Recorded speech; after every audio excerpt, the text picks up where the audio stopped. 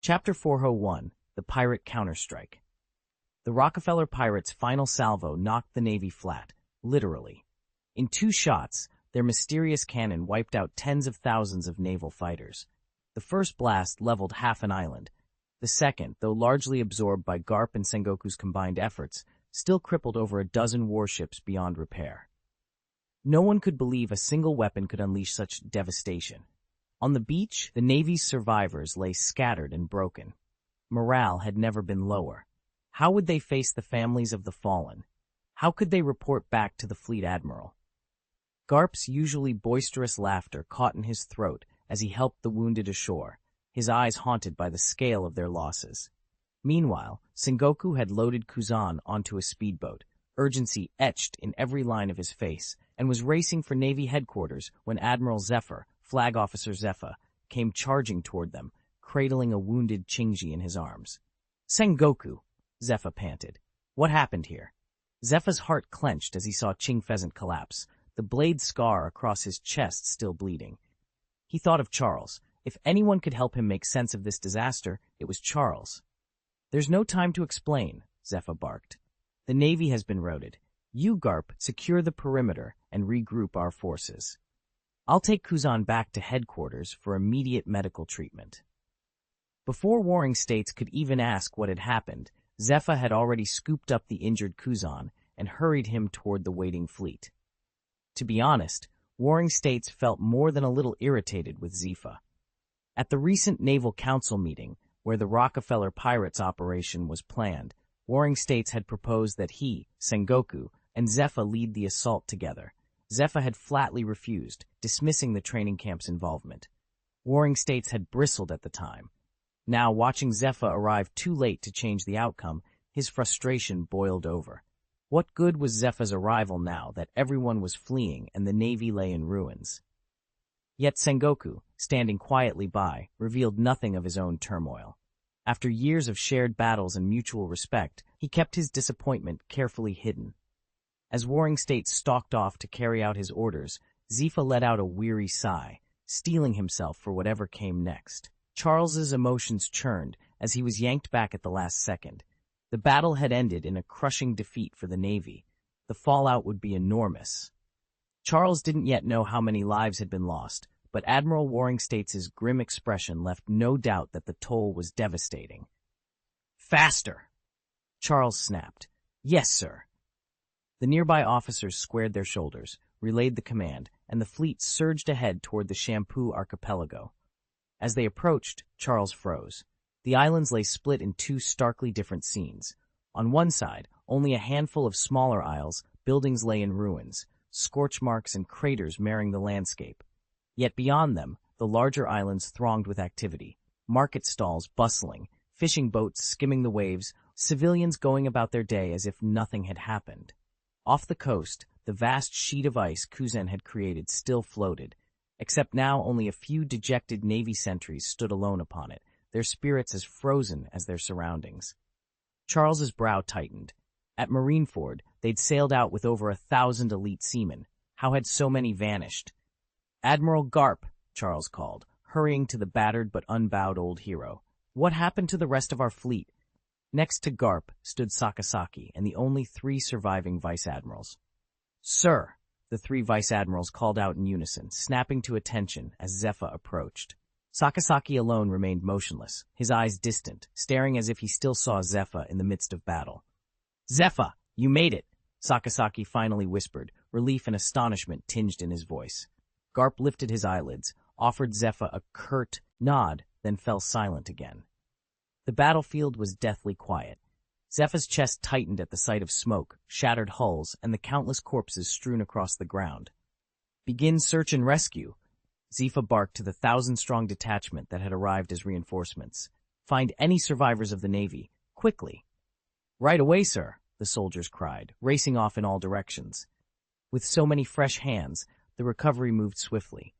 Garp rose to his feet, his jacket ragged and stained, small cuts lining his arms. Zephyr's gaze dropped to Garp's wounds, and then to his own mottled forearms. He knew the pattern all too well. These were the scars of Charles's blade. Around them, the remaining sailors heaved battered bodies onto makeshift gurneys. Some of their comrades had been cleft in two, others reduced to ashes by the enemy's cannon. Grim-faced, they loaded the fallen for transport back to headquarters. "Regroup at Navy headquarters," Garp ordered, voice low but firm. "Marshal Kong will issue our next orders." "Aye, sir," the men replied, forming ranks as they prepared to withdraw. Zephyr stayed behind for a moment, surveying the ruin. Charles had struck with terrifying swiftness and precision. There was no time for grief now, only the struggle to rebuild, to regroup, and to fight on. The Navy's defeat this time makes one thing clear. They won't be able to challenge the New World powers for another 3 or 4 years. Remember, the bulk of their elite forces, over 1,000 officers and sailors, were redeployed from the New World entry point during the Warring States campaign. So who stands to gain the most from this setback? Undoubtedly, the Golden Lion, Shiji. Shiji's laughter echoed through the main hall as he leaned back in his chair, surrounded by the last surviving officers of the Sky Pirates. "Ha! Ha! Ha! Charles, you're quite the remarkable young man. You've delivered me the sweetest of gifts on your return to the New World. It's simply thrilling." The hardened faces around him bore witness to the cost of that return. 2 years had passed since the titanic clash with the Roger pirates in 1495 of the Hainan calendar, a battle so fierce it unleashed a cyclone said to be a once-in-a-millennium event. 90% of Shiji's crew had been killed or maimed. He himself lay near death until surgeons grafted a metal tiller into his skull. It took him nearly a year to recover, learning to draw breath again like a newborn. In the aftermath, the once vast domains of the Sky Pirates were carved up between the Roger pirates and the Navy, leaving Shiji's fleet but a shadow of its former glory.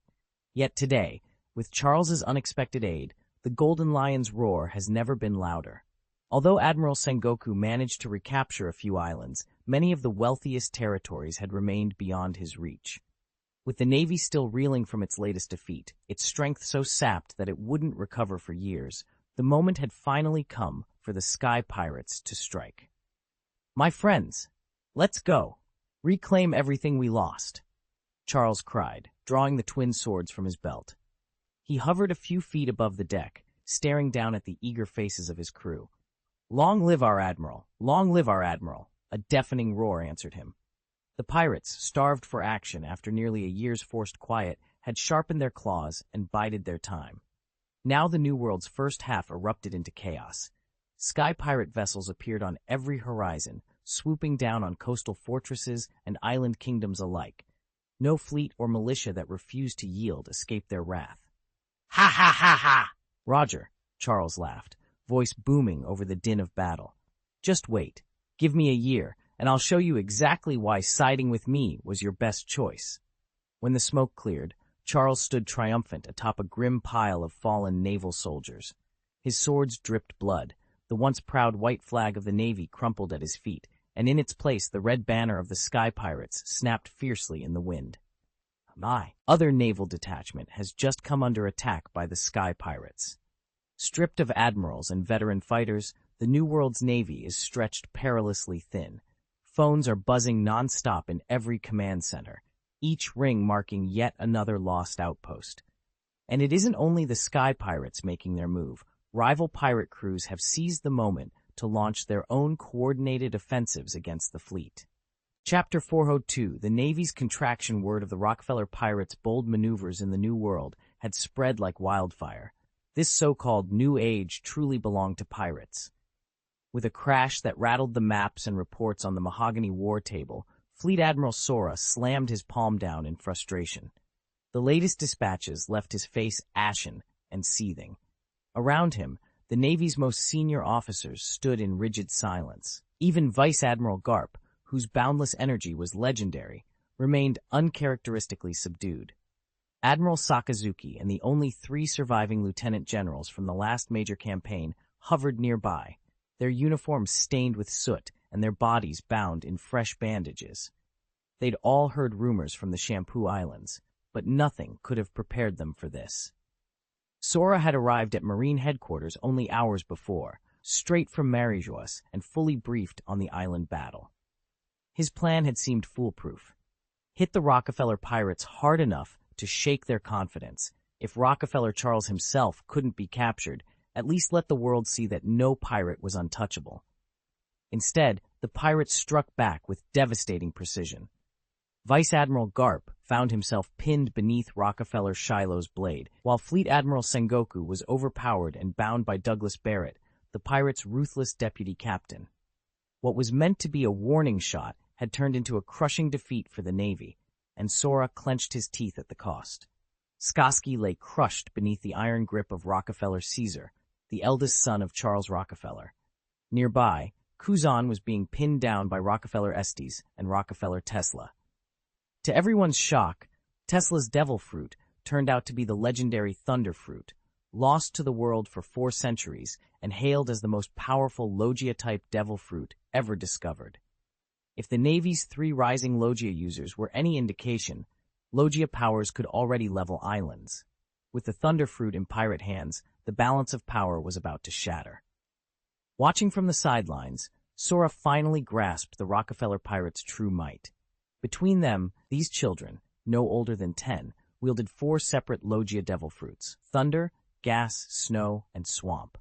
How had Charles Rockefeller gathered so many of the rarest powers on Earth? Had he spent years circling the globe in search of them? As this realization sank in, Kong's heart pounded with dread. He'd never imagined someone so young could command such overwhelming force. And now, with the Rockefeller fleet looming on the horizon, there was no telling what havoc they would unleash next. Commander Kong's voice echoed through the council chamber. Just think how terrifying Rockefeller's forces will be once they're at full strength. Charles Rockefeller has become exactly what he is today because the Navy and the world government fed him everything he needed, almost without realizing it. So tell me, what do we do about this pirate navy? Silence met him. No one in the room dared offer a plan. Are you all cowed by our defeat? Kong's fury flared. He slammed a fist onto the table. Gentlemen, we're now on the defensive. We've lost over a dozen of our best officers and several key mid- and high-ranking captains. That blow has crippled our fighting power. All we can do for now is shore up our holdings and wait for the next opportunity to strike back. At last, Admiral Crane rose from his seat. We don't need to sugarcoat it, he said quietly. Our remaining dozen elite sailors aren't rejects from the Sea High branch. They're some of the finest fighters in the New World. Losing so many at once has dealt a severe blow to our Navy's morale and readiness. Not a single officer dared object. Even Sikorsky, the most hot-tempered of them all, lowered his head in reluctant agreement. Rash though he might be, he was not a fool. How can the Navy possibly hold its base in the New World after losing so many men? Sora raged inwardly. Do we pull inexperienced recruits from fleets around the Jeg, Lobe? What about our operations in the 4 seas? Yes, we've lost countless naval elites, but our true strength isn't confined to one theater. The Navy's legacy is woven through every ocean. As long as the core infrastructure in the 4 seas survives, we can rebuild. Give us a year or two, and sufficient funding from the world government, and restocking, even reconstituting our elite units, will be a straightforward task. He pounded the table in frustration, then forced himself to calm down. Captain Crane, he barked. Crane looked up from his console, composed. Sir? Send word to every remaining detachment in the New World. Except for those outposts bordering the Red Earth continent, all forces will fall back to the fringes of the New World. We're pulling in our lines. Sora sank into his chair with a weary sigh. This order effectively erased 2 years' worth of gains, rolling the Navy's New World campaign back to the status quo of Hainan calendar 1495. Last year, they had capitalized on the clash between the Sky Pirates and the Roger Pirates to expand their foothold, but now, without breathing room or reinforcements, they were forced to abandon much of it once more. How can Kong possibly accept this? Sora's voice cut through the tense conference room. If we don't withdraw some of our forces now, the Navy bases we've established across the New World will be snatched up by pirates one after another, and our losses will only grow. He paused, pinching the bridge of his nose. No, listen, gather every detail on the Rockefeller pirates, and put Rockefeller's heir, Charles, front and center. Let every pirate know the Rockefeller fleet's true might, especially Big Mom Charlotte Lingling. Then dispatch our agents to fan the flames between Charles and Lingling. Start by engineering an incursion of Lingling's forces into Charles's waters. At the same time, send word to the Roger pirates, the Sky Pirates, the Whitebeard fleet. Deny them all any chance to rebuild. If we want the New World in chaos, we can't afford to give them a moment's peace. Our Navy's only goal is to buy time and rebuild its strength. Sora swept his gaze over the gathered admirals and captains. Any questions? No, Admiral, they answered in unison. By nightfall, the Morgan's Press headlines screamed of the Navy's crushing defeat and Admiral Sora's ruthless strategy to reclaim dominance in the New World. The morning breeze carried a flurry of sensational headlines through every port and tavern in the New World. Royal Navy takes on the Rockefeller Pirates and suffers a crushing defeat. Over 50 naval elites reported lost. Rockefeller Pirates suspected of wielding Pluto, one shot obliterates an entire squadron. Sky Pirates return. Wherever they show, the Navy falls back. The 4 legendary pirates of the New World, Rockefeller Charles, are heading straight for Totland. News of Charles's rumored power and the Navy's humiliating retreat spread like wildfire. Every pirate crew and world government stronghold alike felt the tremor of these reports, but none more so than the Big Mom pirates, whose dominion stretches across the Totland archipelago. On Cake Island, Commander Katakuri stood in the central square, newspaper in hand, eyes narrowing as he took in the stories. The more he read, the more unsettled he became. Swallowing hard, he tucked the paper under his arm and dashed toward the heart of the island. In the pastry workshop, Lingling, a little rounder in the cheeks than before, was deeply immersed in her favorite pastime, devouring freshly baked cream cakes. Her face was flushed, her waistline unmistakably fuller. Any onlooker would conclude she was pregnant once again. As Katakuri burst through the door, the sweet, cluttered room fell silent, until a small, insistent voice piped up. "Mom! Mother! It's terrible. The Rockefeller Pirates have returned to the New World and utterly destroyed the Navy's task force." Katakuri burst out of the house. Chapter 403. The Influence of the Great Pirate in the New World. A crumpled newspaper trembled in Charles Lingling's hand as he rushed down the hall. Below him, his mother, Katakuri, was seated at the dining table, delicately savoring a slice of sponge cake. "Charles," she warned without looking up, "if you don't have anything truly urgent to report, don't you dare interrupt my dessert. You know how I feel about cake being disturbed." He swallowed his nerves, thrusting the paper toward her. "Mom, this is big. The Rockefeller Pirates have resurfaced." At those words, Katakuri froze mid-bite. She set her fork down and arched an eyebrow. "You're telling me that Rockefeller is back on the loose across the New World?" "He's not just back. He's on the offensive," Charles said, voice rising. "They clashed with the Navy at the Chambord Islands and wiped out multiple elite officers." Katakuri rose gracefully and steered the newspaper into Charles's hands. He held it open as she scanned the front-page headline, "The Rockefeller Pirates' Triumphant Return." Beneath it were images of shattered warships and the names of several fallen admirals, including veterans of Marine HQ. A long, charged silence followed. Then, Katakuri cracked a slow smile. "Defeating Sengoku and Garp, too? That's no small feat." She tapped the headline with a painted fingernail. "But impressive as it is, it won't intimidate me. If old Rockefeller seeks revenge, tell him I'm ready. I'm nobody's plaything. I'm certainly not Kaido. That blasted tyrant can't hold a candle to the Big Mom legacy." Charles watched his mother's eyes blaze with confidence. Katakuri closed the newspaper, took another deliberate bite of cake, and declared, "Let the Rockefeller Pirates come. Victory tastes even sweeter now." Charles Lingling had known the cost the moment he raised his flag over Rockefeller Pirates' waters. His target was Kame Island, the fortress of one of the New World's 4 legendary pirate crews. Only by shattering the Rockefellers' ironclad reputation could his fledgling Big Mom pirates step out of obscurity. Who else in these seas offered such an opportunity? Edward Newgate, Whitebeard himself, Golden Lion Shiski, even the storied Roger pirates, all were far beyond his reach for now. If he wanted fame, he had to start here. But ambition alone did not drive Charles to war. He was also thirsting for vengeance on behalf of his younger brother, Kaido, whose name had been cheapened by those who wronged him. Bound by blood, and by the power Charles wielded, he He could have crushed Kaido at any moment, no matter how deeply it humiliated him. So, fueled by both rage and resolve, Charles unleashed his crew upon Rockefeller territory. For a time, everything went according to plan. The cannons boomed, fortifications crumbled, and the defenders teetered on the brink of collapse. Then, with no warning, the Red Earl herself appeared, her crimson cloak billowing against the smoke of battle. Her arrival sliced through Charles's strategy in an instant. On the deck, stunned faces turned toward her. A single voice rang out across the gunpowder haze. "Mom, we still can't afford to let our guard down," Charlotte Katakuri warned, voice measured but urgent. Charles Rockefeller leaned back in his chair, swept another berry-topped pastry into his mouth and shrugged. "Is that so, Commander?" he replied around the crust. "Are you lecturing me now?" With a sudden flash of movement, Charles sprang to his feet, his presence filling the grand hall. Katakuri's eyes flickered with surprise, just long enough for him to bow his head in respect.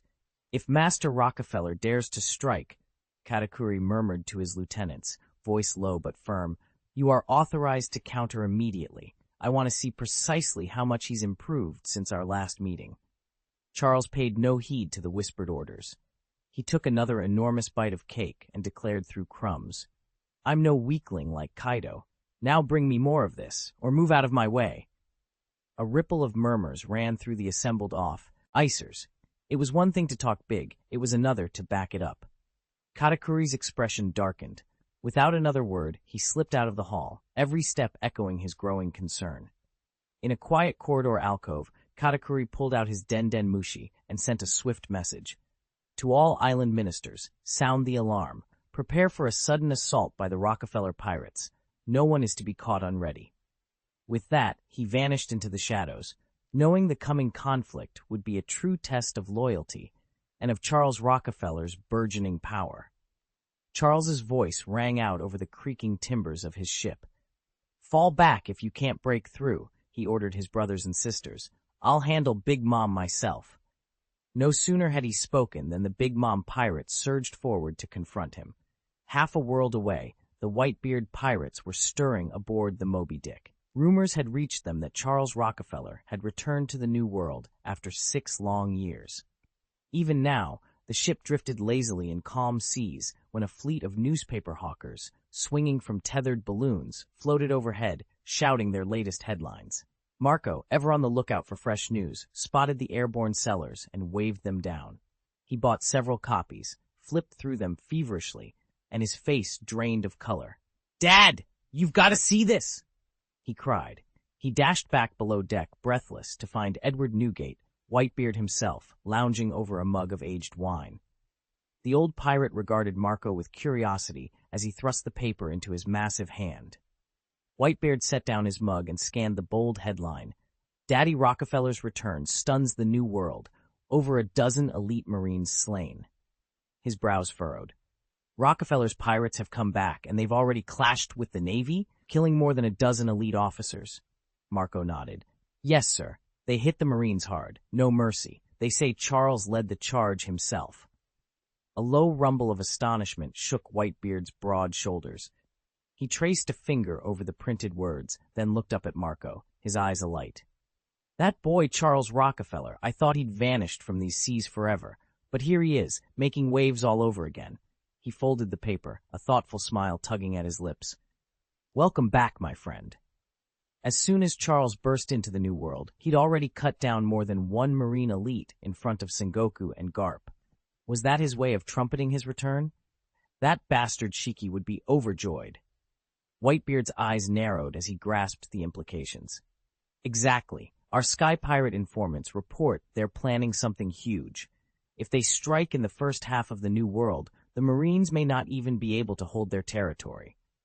Marco let out a low, amused chuckle. "Ha ha ha! Let them tear each other apart. The latter half of the New World belongs to me, Whitebeard the pirate." But Whitebeard wasn't overly concerned with the skirmish between Golden Lion Shiki and the Navy. His mind was on another threat. What about the Rockefeller pirates? That maniac Charles Lingling has seized several of their islands over the past 2 years. His next move will surely turn the New World's center into chaos. Whitebeard allowed himself a satisfied grin. Father, when the dust settles, we'll be the ones to gather the spoils. While they're both weakened, we Whitebeard pirates can swoop in and finish them off in one fell swoop. A shout rang out as a squad of Whitebeard's crew stormed onto the deck. At their head was the newly famed foil Bista, captain of the 5th Division. That's right, Father. While our rivals are busy tearing each other apart, we strike, and the new world will belong to us alone. Bista bellowed. A roar of approval swept through the assembled pirates. Whitebeard himself watched his sons with a fond smile, but said nothing. He had never cared for empire or dominion. What mattered to him most was the family standing before him. Before the cheers could die down, Skyard, the pink-haired captain of the 17th Division, stepped forward. Father, the Roger pirates slipped into our waters just days ago. At that revelation, the deck fell eerily silent. The Roger pirates lurking in Whitebeard's own territory was a threat they could not ignore. Whitebeard threw back his head and laughed, the sound booming across the ship. Koo-ha! Children, give chase to the Roger pirates. Whitebeard sprang to his feet, his eyes sweeping over the dozen, or was it dozens, of excited youngsters gathered around him. Then, with a thunderous roar, he repeated the command, rallying them to pursue the legendary crew. Chapter 404. Jin Ping. Yes! A roar of approval went up from every member of the Whitebeard pirates as they pumped their fists in the air. Whitebeard himself watched them with a mixture of pride and unease. His sons had grown into formidable fighters, and with that strength came soaring ambition. They talked incessantly about seizing the new world, of carving out an empire under Whitebeard's banner. But the old captain harbored no such designs. He knew that any quest to dominate the seas would be drenched in blood, his son's blood. He'd learned that lesson the hard way in battles against Golden Lion Shiki and the Navy. Every time the fight turned fierce, Whitebeard had thrown himself forward, taking every blow so his crew could stay safe behind him. Over the years, he'd even steered clear of major conflicts, not out of fear, but to protect those he'd sworn to raise as his own. Yet as his legend grew, so did his crew's confidence, so unchecked and blind that only Whitebeard himself sensed the danger. And that overconfidence, he feared, would only deepen when they met the Roger pirates. After their clash with the Roger pirates, the gap in strength between them had never been clearer. Even Marco, who'd always believed in the crew's might, could no longer ignore how they'd underestimated the world's greatest pirates. Yet old pride dies hard, and many among the Whitebeard crew still clung stubbornly to blind confidence. Seeing this, Whitebeard quietly resolved to seek out the Roger pirates and let them remind his own sons exactly where they stood in the grand scheme of things. He buried that plan deep in his heart, didn't breathe a word of it to anyone, not even Marco. When the Whitebeard pirates set sail in pursuit of Roger, the news rippled through the New World like a warning cannon blast. Powerful crews and warlords who had been clashing for every scrap of territory suddenly sensed the calm before a storm. Merchants hurried to pack their cargo. Deserters and deserters in spirit scrambled for passage. Tickets out of the New World became almost impossible to find.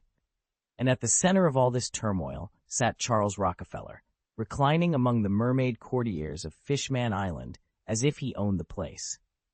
He lifted his glass high, laughter dancing in his eyes. "Ah! The Navy's going to have a real headache for days now," he proclaimed, his voice carrying over the soft music of the banquet hall. All around him, mermaid ladies wove gracefully between serving staff, their long tails flicking like living banners as they offered platters of exotic fare. Tonight, Charles Rockefeller stood among them at the grand celebration, proud, unchallenged, and utterly at ease. Long live the captain! The Rockefeller pirates roared in unison. "Ha! Drink up!" one of the crew shouted, passing a brimming cup to the center of the table. Charles caught the cup and downed it in a single gulp.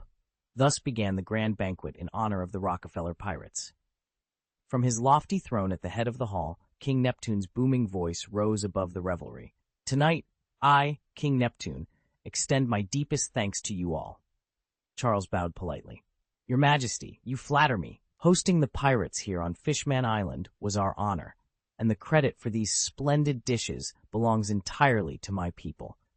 In truth, I should be the one expressing gratitude to to the Rockefeller pirates for everything you've done for our home." Neptune waved a massive hand, dismissing the captain's modesty. He glanced around at the gathered merfolk and pirates alike, recalling how Charles had once led a daring crusade against the slave traders who plagued the seas. Those early victories had freed countless fishmen and merfolk, earning Charles a reputation as a savior beneath the waves. Wherever you went on Fishman Island, stories of Captain Charles the Liberator were told in hushed, reverent tones. As the applause swelled, a towering blue fishman, nearly 5 meters tall, pushed his way forward, a piece of parchment clutched eagerly in his hand. His gills fluttered with excitement as he addressed Charles directly. "Captain Rockefeller," he stammered, would you please give me your autograph?" Charles stared in amazement at the familiar face before him. It really was Jinbei of the Fishman district, soon to be one of the Shichibukai. Noticing Charles's awestruck expression, he couldn't help himself. He snatched up the ivory paper and brush Rockefeller had provided and eagerly signed his name. "Thank you, Mr. Rockefeller," Charles exclaimed, bowing deeply. "If Brother Tiger knew you were here, he'd be over the moon. It's just a pity he's off on one of his voyages. I haven't the slightest idea when he'll be back." Jinbei's shoulders slumped slightly at the mention of Tiger. Of course, Fisher Tiger, the legendary hero who had stormed Mary Geoise and liberated countless slaves, then led the Sun Pirates as their first captain. Charles had admired Tiger's daring rescue of so many fish people. Not even his own decade-long crusade against the slave trade could compare. Lost in his thoughts, Charles barely noticed when Jinbei quietly slipped away, tucking his freshly signed autograph into his coat to show off to his fellow fishmen. Charles offered a fond, encouraging wave as the young fishman departed, so polite, so composed. Then, turning back to the gathering, he joined in the festivities once more. Fishman Street buzzed with excitement. A crowd of fishmen pressed in around Jinbei, their big, curious eyes fixed on the autograph he held aloft. "That's it," Jinbei announced, puffing out his chest. "This is Charles Rockefeller's signature." He flipped the paper around so everyone could see. "Charles Rockefeller saved countless fishmen on our island. He's liberated so many of us from slavery." A murmur of awe swept through the crowd. "He really is our greatest hero," one fishman said, eyes shining. "Someday I'll free slaves too, just like Charles Rockefeller. We'll wipe out the slave traders forever." Jinbei grinned. "And I've got my own plan. I'm going to form a pirate crew. As soon as Tiger comes back, we'll gather at the Fishman Festival and launch our crew, with Tiger as captain. We'll all serve under him." Raised fins and waving tails rippled through the assembled fishmen. "Count me in," shouted one. "I want to be a pirate, too, and I want to join Captain Tiger's crew." Their cheers grew louder and louder, echoing down Fishman Street as Jinbei beamed at the enthusiastic sea of faces before him. Fishman Street thrummed with life like never before. At the very heart of Fishman Island's celebration, Charles spotted the Fishman princess standing before him, her book held reverently in her hands. "Princess," Charles began, his voice steady but gentle, "human prejudice against fishmen and merfolk can't be undone with a mere signature. The slave traders who constantly threaten Fishman Island won't be moved by an autograph, even if it bears the name of a celestial dragon. A name alone won't change their hearts." Princess Otohime's grip on her book tightened, and tears glistened in her eyes. She had hoped Charles's fame might help dispel human bigotry toward her people. But Charles knew that his refusal, or even his agreement, might only bring further misfortune upon the island. "And please," he added quietly, "don't forget who I am. My status won't help you. In fact, it may make things worse." At his words, Otohime bowed her head, clutching the book to her chest. A deep, aching sadness washed over Charles in that instant, an emotion he hadn't felt in years, perhaps even a decade. The weight of her disappointment pressed on him, and for a moment, all he could do was stand there, awash in sorrow. Chapter 405, The Fishman Island's Request. Charles's chest tightened with heartbreak and disappointment. A storm of emotion welled up inside him, and before he knew it, he had unleashed a silent wave of his dominant aura, an instinctive barrier meant to repel the tide of negativity. To everyone else, the air seemed unchanged, but to those finely attuned, the subtle shift was unmistakable. Barrett and Esdeath immediately sensed something and turned toward Charles. Even Princess Otohime, standing just a pace away, was oblivious to the aura's brief flare. Only the two of them noticed the change, and without exchanging a word, they hurried to his side. As Barrett drew near, he saw Charles's brows knitting into a frown. His gaze flicked to the princess, whose gentle features were etched with sorrow. Barrett felt an instinctive pull to comfort her, an urge that puzzled him until he realized what he was sensing. The echo of Charles's protective aura, channeled through his own sympathy. Esdeath, however, was even more deeply affected. She had inherited from Charles the rare gift of perceiving dominant auras and reading the emotions they carried. Since childhood, she'd honed her senses to pick up the slightest fluctuations in others' wills. Now, faced with Otohime's quiet despair, her need to step forward and shield the princess swelled until she could no longer contain it. "No." Esdeath's voice cut through the quiet like an icy blade. "Her emotions are affecting me." In an instant, she had her hand on the hilt of her sword, eyes locked warily on the weeping mermaid princess. Princess Otohime stood trembling, tears streaming down her cheeks as she dabbed frantically with a lace handkerchief. Charles and the others tensed, aware that something powerful was at work, and then they realized it was the princess's sorrow itself clouding their minds. Otohime gasped, bowing her head. I'm so sorry. I didn't mean for my feelings to overwhelm you. Please forgive me." At her apology, the heavy atmosphere lifted as if a storm had broken. Charles let out a relieved breath. Esdeath's hand slowly dropped from her sword's hilt. Esdeath regarded the delicate princess with a measured gaze. "Your power, it's astonishing. But princess, if Fishman Island is to change its fate, you must be ready to drive out those who mean it harm. Only by showing true strength can you safeguard your people." Charles took a steadying breath and met Otohime's sorrowful eyes. Is fighting really the only way to solve our problems?" At the question, Otohime's tears welled up again, and once more her despair washed over them like a tide. Esdeath stiffened, lips curling in a dismissive hiss. "This princess is more frightening than any army," she muttered. "Best to keep our distance." Chapter X. Charles shook his head, set down his half-empty glass of wine, and turned on his heel. "I think it's time for me to go," he said quietly. Princess Otohime's serene face darkened as she watched him walk away. Her lips pressed into a thin line, but she made no effort to stop him. The next morning, Charles awoke to the sound of hurried footsteps outside his door. Through the slats he could hear his crew bustling about, gathering supplies and stowing luggage. "Sleeping in, are we?" came a teasing voice. Charles swung his legs over the edge of the cot, stretched, and forced himself to smile. "Just fine. Go ahead. Don't wait for me." He stepped into the main hall, taking in the ornate coral-carved pillars and the gentle luminescence of reef lanterns. Fishman Island had always struck him as beautiful in its own way, but after spending weeks beneath the waves, it felt stifling, dark, and isolating. He understood now why the islanders longed so fiercely for the sunlight above. At dawn's light, sunlight filters through the sapphire waters. That dream of open skies, the surface world, drifted through every fishman's heart. By the time Charles reached the Rockefeller Pirate Station, a grand dock built of polished shell and driftwood, King Neptune was already waiting. The king's 3 tails curled around his throne-like chair as he rose to greet his guest. "Mr. Charles," Neptune rumbled, his deep voice echoing off the walls. "Surely you'll stay a little longer. The festivities aren't until tomorrow." Charles clasped his hands behind his back. "Your Majesty, I'm honored, but I have obligations in the New World. It's been almost 6 years since we left those waters. I'm sure our reputation needs refreshing." Neptune's expression softened, but melancholy lingered in his sea-green eyes. He bowed his head thoughtfully, as if weighing some unspoken concern. Charles gave him a steady look. "Thank you for your hospitality, but the sea is calling." With a respectful nod, Neptune turned away, lost in his own reflections.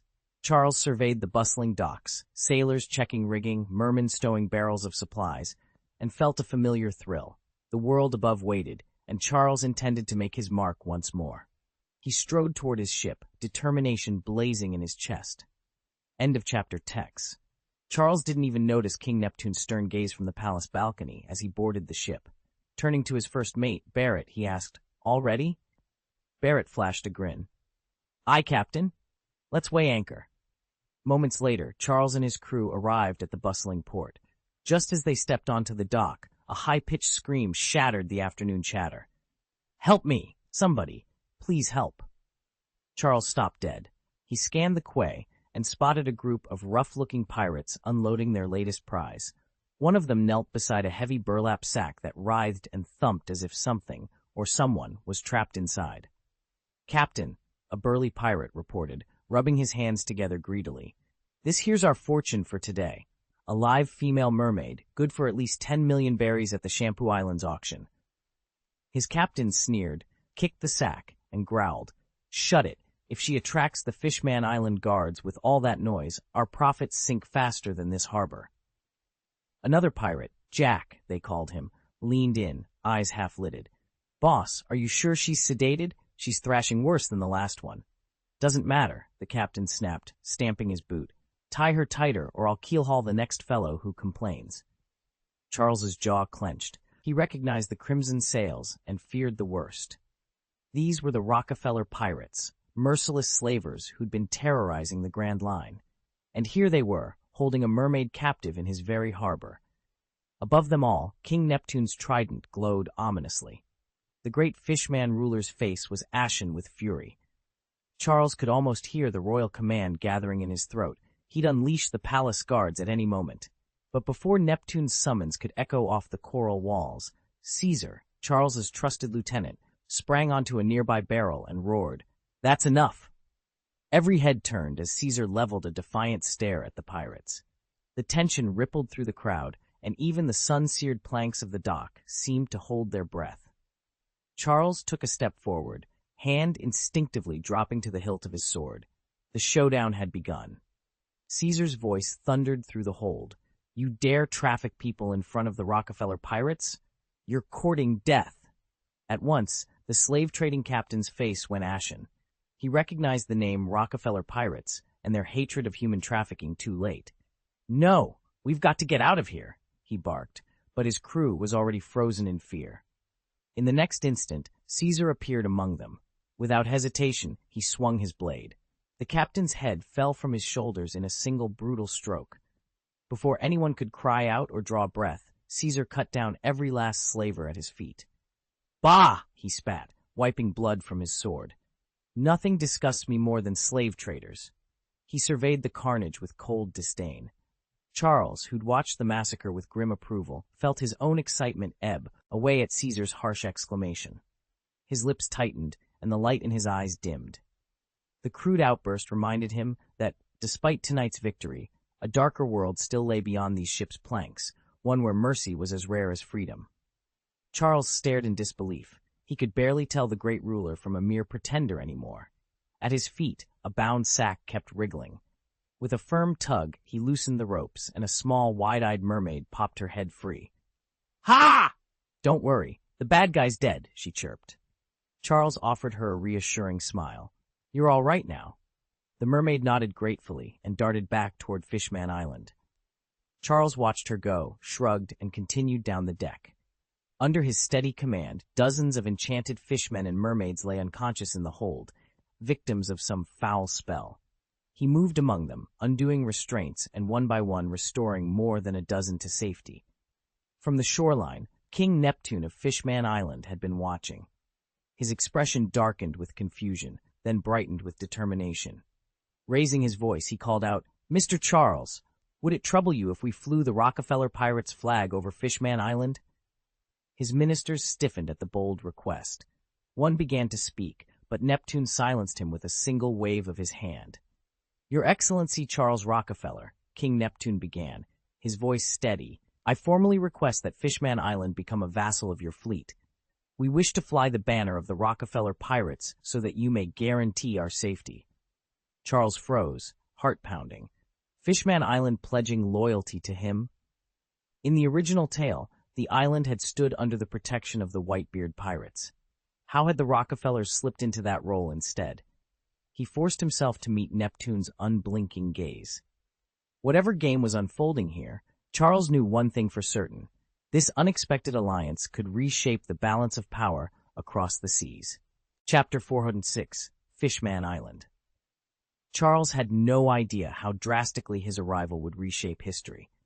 The Rockefeller pirates' sudden surge had thrown the balance of power in the New World into chaos and left the Whitebeard pirates trapped on its eastern fringes, cut off from any hope of reaching Fishman Island. In his previous life, Charles had watched as Whitebeard, fresh off victories against the Roger and Sky pirates, skirt the edges of the island, yet never claim it outright.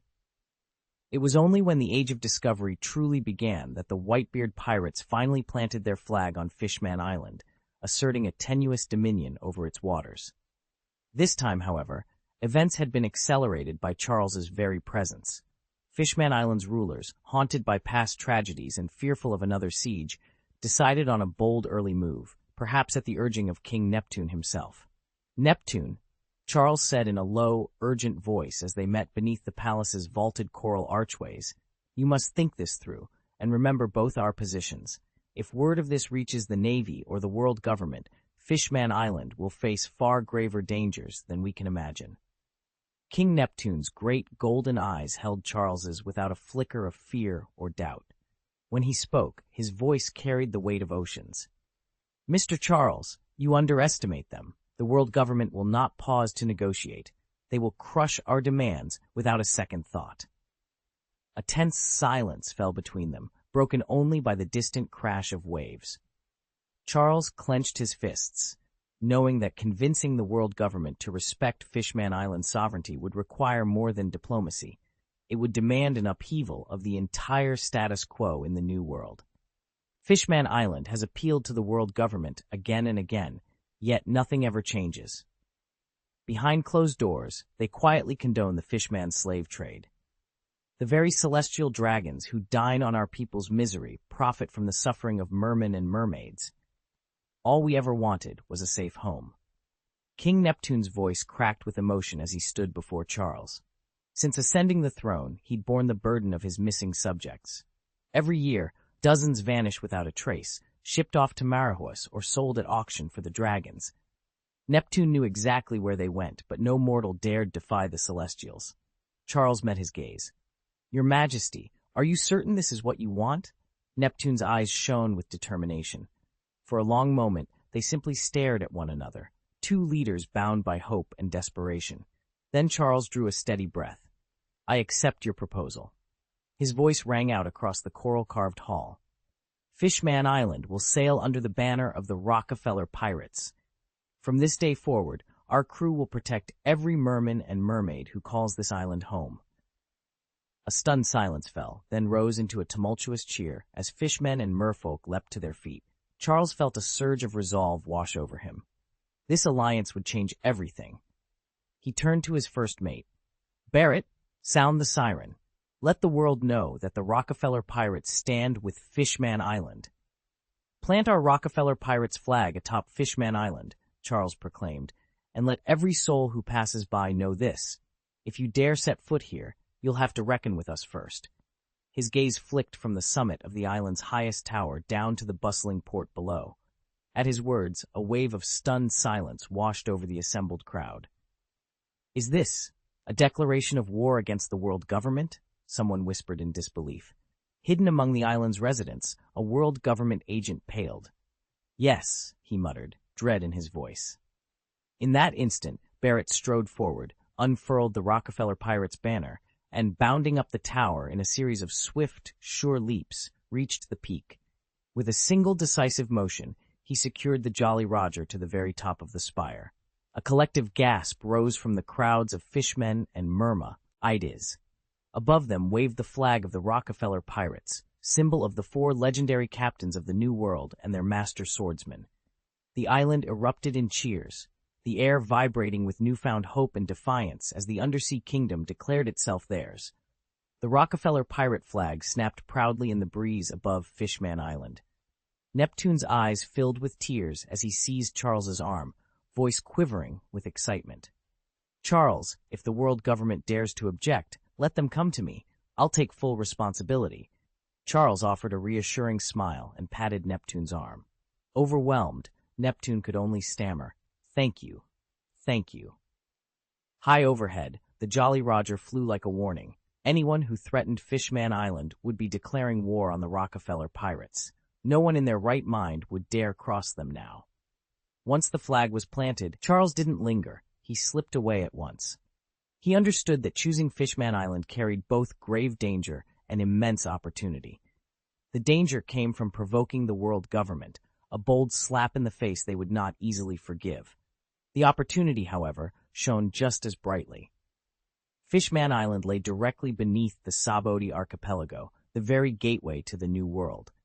With their flag raised here, the Rockefeller pirates had extended their reach to the doorstep of the Grand Line's next great expanse. Charles had already anticipated how furious the world government's 5 elders would be once they discovered the truth about the Rockefeller pirates. By bearing their operations so openly, Charles knew he'd become a constant thorn in the government's side. Yes, the scrutiny and pressure would intensify, but the rewards were immense.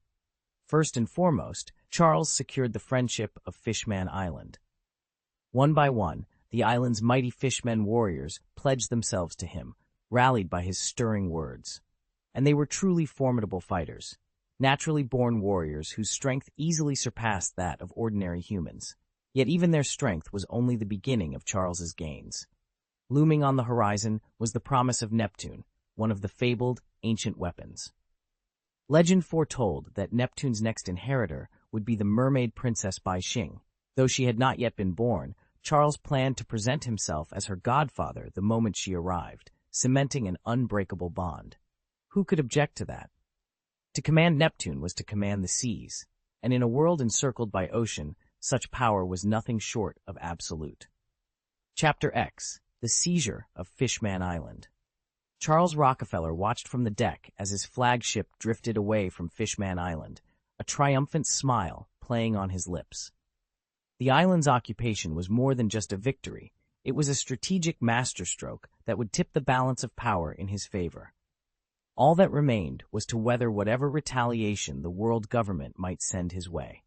No sooner had the Rockefeller pirates left than the island's undercover informants sprang into action, relaying every detail of the takeover to Mary Joa, the holy land of the Red Earth continent, known to most as the Pana Ancient City. In Mary Joa's grand war room, military brass and secret operatives of CP0 stared at their screens in stunned silence. Within moments, the air hummed with outrage. Saint Satan, one of the feared 5 old stars, slammed his fist onto the crystal conference table. His voice boomed through the chamber. "Deploy the God Guards and mobilize CP0 at once. We will not tolerate this insolence. The Rockefeller pirates must be wiped out. No excuses." He glared at the report in his hand, disbelief etched across his face. "They've actually seized Fishman Island, under our noses. What grand design does Charles Rockefeller have in mind? World domination, perhaps?" As orders crackled across the room, "Host Fleet Bravo, prepare for counterattack. Intercept their supply lines." It was clear that Mary Joa would stop at nothing to reclaim its lost territory and crew. Shush the pirates who dared challenge the world government's might. And somewhere on the high seas, Charles Rockefeller's laugh echoed across the waves, for he knew this was only the beginning. "The world government will never tolerate a threat like the Rockefeller pirates," Saint Satan declared, meeting the steady gazes of the other 4 elders. To his surprise, they showed no sign of alarm, only measured resolve. After a moment's pause, Nashu Langsheng spoke up. "Our navy has already lost more than a dozen of its top fighters. We must replace them, and at once increase our backing for the fleet." Chapter 407: The Influence of Fishman Island. Seconded! Seconded! Seconded! The 3 other members of the 5 Celestial Guards immediately voiced their agreement. Saint Satan looked around at his comrades and shook his head in resignation. The Rockefeller pirates had plunged into the New World, and the Navy, still reeling from recent catastrophic losses, simply lacked the ships and manpower to pursue them. Those defeats had also forced the Navy to abandon several freshly reclaimed bases, further sapping its strength. On top of that, the world government's best forces were entirely tied up elsewhere. Every elite squadron had been dispatched to hunt down the Roger pirates. The Holy Guard had only just crossed into the latter half of the Grand Line when they collided with Edward Newgate himself, Whitebeard, and were driven back. With the fleet's finest warriors sidelined and no reinforcements available, there was no way to muster enough power to check the Rockefeller pirates in the New World. Saint Satan clenched his jaw. Damn that pirate crew, and damn the Navy's misfortune. Was the world government truly going to stand by and let the Rockefeller pirates run unchecked? The Grand Conference chamber fell silent as Saint Satan slammed his fist onto the polished obsidian table. His normally impassive features strained with anger. How much more heavenly gold are we supposed to pour into the Navy next year? He demanded. Every year, the celestial dragons make a spectacle over their share of the budget, yet we're left scrambling to cover the costs of maintaining the fleet. Across the table, admirals and world government ministers exchanged uneasy glances. It had been years since the dissolution of the Rock's pirates, and the Navy's coffers had only grown thinner. The recent naval engagement off Edwall Island, where Golden Lion Shiki's forces clashed with the remnants of the Roger pirates, had offered a brief reprieve. The victory allowed the Navy to reclaim some lost prestige. But before they could capitalize on that momentum, the Rockefeller pirates struck, wrecking supply lines, raiding coastal garrisons, and undoing all the hard-won gains. Saint Satan paced the length of the chamber, his cloak swirling behind him. And what of Imsama's decree to apprehend the last of the Roger pirates? He thundered. We mobilized the Navy, then CP0 operatives, then even the God's Guards, and still he slips through our fingers. A hush fell as the assembly recalled the disastrous pursuit that had tangled the Navy with Whitebeard's fleet. Elite operatives from CP0 and the God's Guard had fallen in that conflict, their bodies never returned home.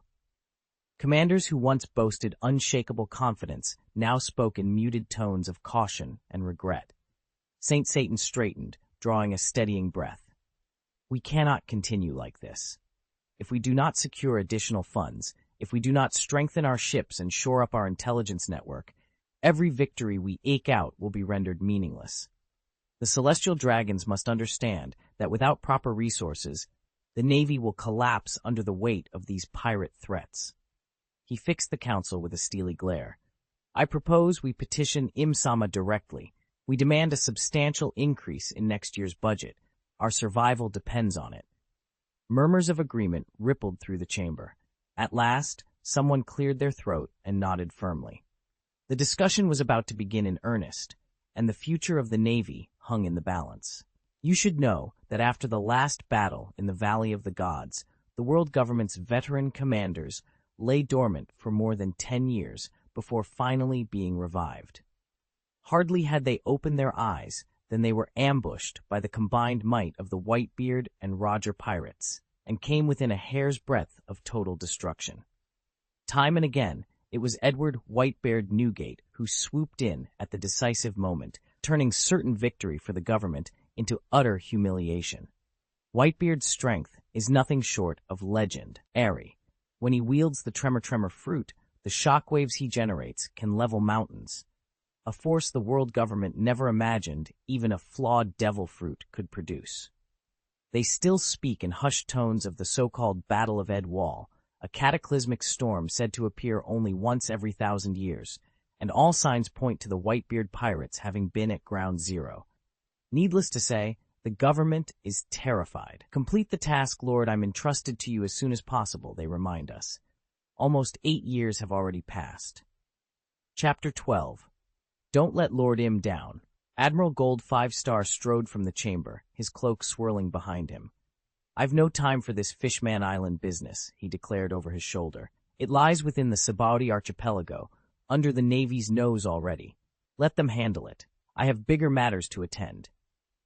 With that, he vanished, leaving only the faint echo of his boots on the marble floor. Meanwhile, news of the Rockefeller pirates' sudden occupation of Fishman Island had spread like wildfire across the seas, drawing reactions from every corner of the world. In the skyborn city of Skypiea, Golden Lion Shijin erupted with laughter that rattled the clouds. His wild hair streamed behind him as he crushed the morning newspaper into a fist-sized ball, sparks of cigar ash drifting upward. Ha! So, the Rockefeller brats have made a mess down there, he roared. So be it. That's my favorite fishing ground. Young ones, mount up on the airships. We'll give those pirates a proper Skypean welcome, and they'd better mind their manners when they're in my territory. Within minutes, Skypia's air fleet, though more worn than it was 2 years ago, was rising off its clouds, sails catching the high winds as it set course for Fishman Island. Far below, on Cake Island, a group of merchants from the IWC, International World Cookery, gathered in the harbor, grim-faced. A banner overhead still proclaimed delicious sweets from Fishman Island, now a bitter reminder. Those Rockefeller pirates have even stolen our recipes, one barked. By all that's holy, we cannot let them keep those sugar pearls and sea salt custards. Back on the ground, Charles Ling sat at the kitchen table, his eyes glued to today's front page. Mom, look, he cried, tapping the headline. Mrs. Ling hurried over, wiping flour from her hands. What is it, Charles? He pointed at the bold print. Rockefeller pirates seize Fishman Island. Newspaper ink smudged under his finger. His heart pounded. They're actually there, and everyone's reacting. She read the lines with a frown. This could get messy, she murmured, but it's out of our hands now. Charles folded the paper, determination flashing in his eyes. Then we'll watch, and be ready for whatever happens next. Chapter Hanks, The Race for Fishman Island. Once we defeat the Rockefeller pirates, won't everything be ours? Cracker teased, lounging atop the sugar-spun desk as he eyed Charles. Charles let out a wild laugh that echoed beneath the gilded ceiling. Across the hall, Big Mom's younger children clapped their hands over their ears, wincing at the volume. From between them, Katakuri stepped forward, shepherding his siblings behind him with a protective glare. Suddenly, a lookout's alarm rang out from the parapets. Mother, the Rockefeller pirates have made their move. They've actually seized Fishman Island. Cracker sat bolt upright, a wicked grin spreading across his face. Fishman Island, you say? Perfect. Once Charles is sent to the bottom of the sea, Fishman Island, and the entire new world will be mine. Charles met Cracker's gleaming eyes, determination flashing in his own. We'll see about that. With a bark of laughter, Cracker rose to his feet. Yes, this will be splendid. Far to the north, aboard the Whitebeard pirates' flagship, the Moby Dick cut through the waves of the second half of the New World. Marco, 1st Division commander and ever-vigilant scout, swooped down onto the deck, clutching the latest telegraph news. Dad, the Rockefeller pirates have occupied Fishman Island. Marco announced, excitement and alarm mingling in his voice. Edward Newgate, Whitebeard himself, set aside his wine goblet and studied the page in silence. After a long moment, his booming laughter filled the ship's deck. Ho, ho, ho, ho! That boy Charles is giving the world government a real slap in the face. The crew straightened at the sound of their captain's mirth. Marco stepped closer, grinning. Why don't we sail to Fishman Island ourselves, Father? I've never seen it. Whitebeard's eyes sparkled with anticipation. Excellent suggestion. Prepare the sails.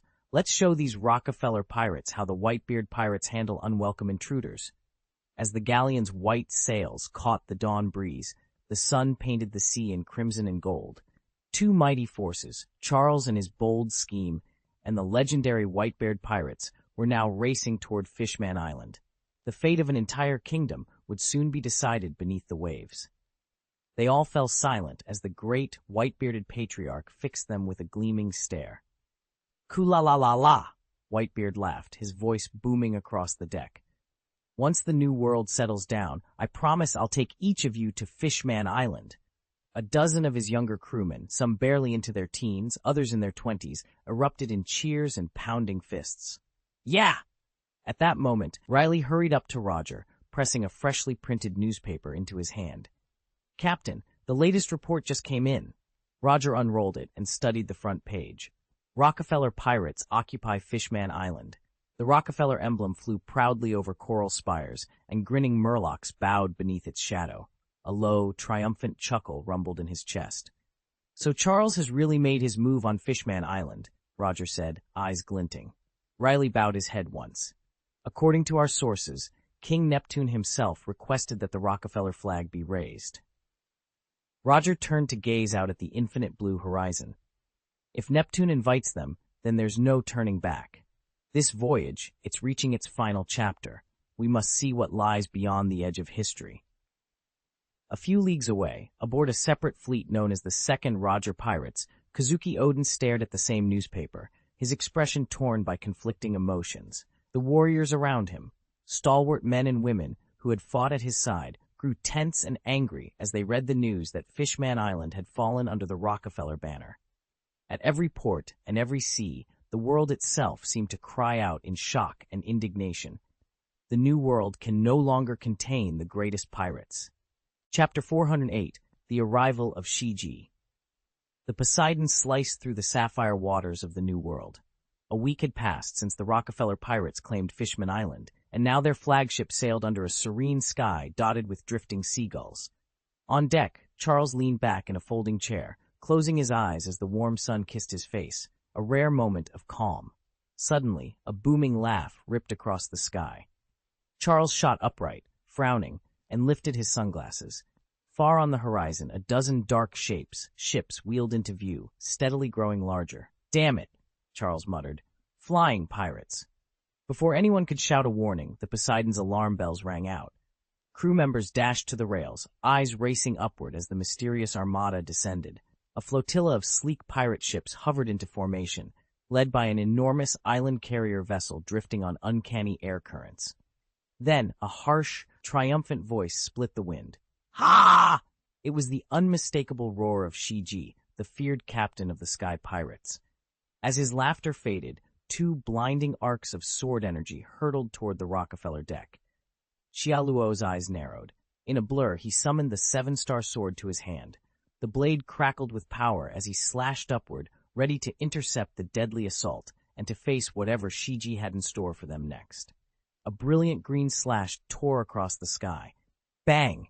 The two blows met in midair, erupting into a massive shockwave that sent the sea roiling. When the mist cleared, the dreaded flying pirate's flagship hovered before Charles's boat, cutting through the spray like a blade. At the bow stood Shiji, cigar clenched between his teeth and a broad grin splitting his face. He peered down at Charles. Well, Charles. Long time no see, you've grown strong." Charles brushed salt spray from his eyes and returned the smile, though he couldn't help noticing the strange new ornament perched atop Shiji's head. "You too, Shiji. You've changed quite a bit." At that moment, Charles's young son Caesar piped up from the rail, eyes wide. "Dad, why does Uncle Shiji have a rudder on his head?" Charles couldn't suppress a laugh. Shiji's grin faltered, then his expression hardened. He slid his twin swords into their scabbards with a sharp clink and folded his arms. "I came all this way to greet an old friend," he said coolly. "Is this how you welcome me?" Charles shrugged with mock innocence. "Isn't this the perfect welcome? Now step aboard and join me for a drink. I've got vintages from every corner of the world." Shiji blinked, then a slow smile curved his lips. He inclined his head in acknowledgement. At his signal, the rest of the flying pirates' fleet drew alongside, their ships settling onto the waves as though summoned by the very wind. "All right, crew, let's go," Charles called, gesturing toward the plank. The tension eased, replaced by the promise of a long-overdue reunion and a good deal of fine wine. "Heh, I knew you wouldn't forget me. Hurry up with the wine." Shiji bounded over to Charles and clapped him on the shoulder, his grin as wide as ever. Charles raised an eyebrow. "Kid, it's been 6 years since I left this place. Trust me, you've got no idea how rough things got. Roger's pirates, the Navy, not a single day of peace. It makes me long for the old life with the Rocks pirates." They slid onto a worn bench in the corner of the tavern. Shiji shook his head. "Ha! You didn't even know who was plotting to kill Rocks back then, and now you're nostalgic for him?" Charles chuckled, leaning back. "Seriously? I think most of that mess is better left forgotten." Unfazed, Shiji produced 2 bottles from beneath his coat. "Well, try these. One's from the North Sea, the other from the West Sea." With a practiced flick of his wrist, Charles drew both bottles from the hidden vault inside his bracelet. Shiji's eyes went wide. "Brother, did you eat a devil fruit?" Charles flexed his wrist to display the sleek band, faintly glowing with arcane energy. "Nope, it's not a Fef, root eater, just a little tech trick. They infused devil fruit power into the bracelet itself." He let the soft light of the band dance over the wine bottles as he set them on the table. Shiji's eyes went wide when he spotted the strange device on display. "Wait, can inanimate objects eat devil fruits? How would that even work?" he asked, genuinely baffled. Charles shook his head and smirked. No, you've totally misread what I meant. Shiji forced an awkward laugh. Right, that makes sense. Eager to change the subject, he pressed on. Brother, I've heard you've made huge advances over the last few years. They're saying your ship's firepower rivals the legendary Pluto cannon. Is that true? Charles chuckled, then waved a hand toward the row of guns mounted along both sides of the deck. Ha! You fell for that rumor too? You haven't even seen Morgan's setup. These are just electromagnetic railguns, nothing more exotic than that. Shiji leaned in for a closer look. Sure enough, the barrels and power coils gave away their true nature. He remembered how, during Charles's surprise attack on Kame Island, he'd heard tales of electromagnetic weaponry and dismissed them as no match for his blade. But now, confronted with these railguns in person, he couldn't help but take them, and his brother's progress, in a whole new light. I see. Shiji nodded and let the matter drop. He knew better than to press Charles. His old friend was far too tight-fisted to part with whatever it was Shiji sought. It was wiser to save face before his men than to demand and be refused. Still, Shiji couldn't hide his admiration as he examined the ship's gleaming steel hull. A vessel like this was a marvel, but utterly beyond the Sky Pirates' scant treasury. Even if they scraped together every bounty and tribute, they couldn't hope to finance a crew of 10,000. A sobering thought. Shiji lifted his cup. A drink. Charles smiled and filled Shiji's bowl in return. Their friendship ran deep, far deeper than alliances forged by promise or profit. Whether back in the days of the Rocks Pirates or during Charles's lone ventures, they'd always trusted one another without reservation. That bond outshone any ties Charles had ever had with Whitebeard's or Roger's crews when interests aligned. Just then, a small voice piped up. Dad! Caesar bounded over to Charles, beaming, then glanced up at Shiji with bright, curious eyes. Shiji turned his gaze to the visitor. Towering at 3 meters 2 and sporting a youthful face, the boy's eyebrows bore a striking resemblance to Charles's. This is your son, right? Caesar, isn't it? Charles gave a quick nod. Go on, call him Uncle. Uncle. Caesar's voice rang out with surprising confidence. At that, Shiji threw back his head and laughed, his face splitting into a broad grin. Well now, young man, how would you like to make some real waves at sea? Join us as vice-captain of the Sky Pirates. Charles rolled his eyes and shot Shiji a playful glare. Oh, so you won't have me, but you'd snap up my kid in a heartbeat. Ha ha! Charles, you've done yourself proud with this one. Shiji shook his head in admiration as he studied Caesar. A pirate of his caliber could gauge another's strength at a glance, and he was genuinely impressed. After all, it was he alone who had built the Sky Pirates, and everyone else, even those bearing lofty titles like Pirate Admiral, were his loyal crew. Caesar, pleased by the praise from the man he already called Uncle, lifted an eyebrow and met Charles's eyes with a confident smile. Chapter 409, Conversation with Shiji. Charles glared at Shiji.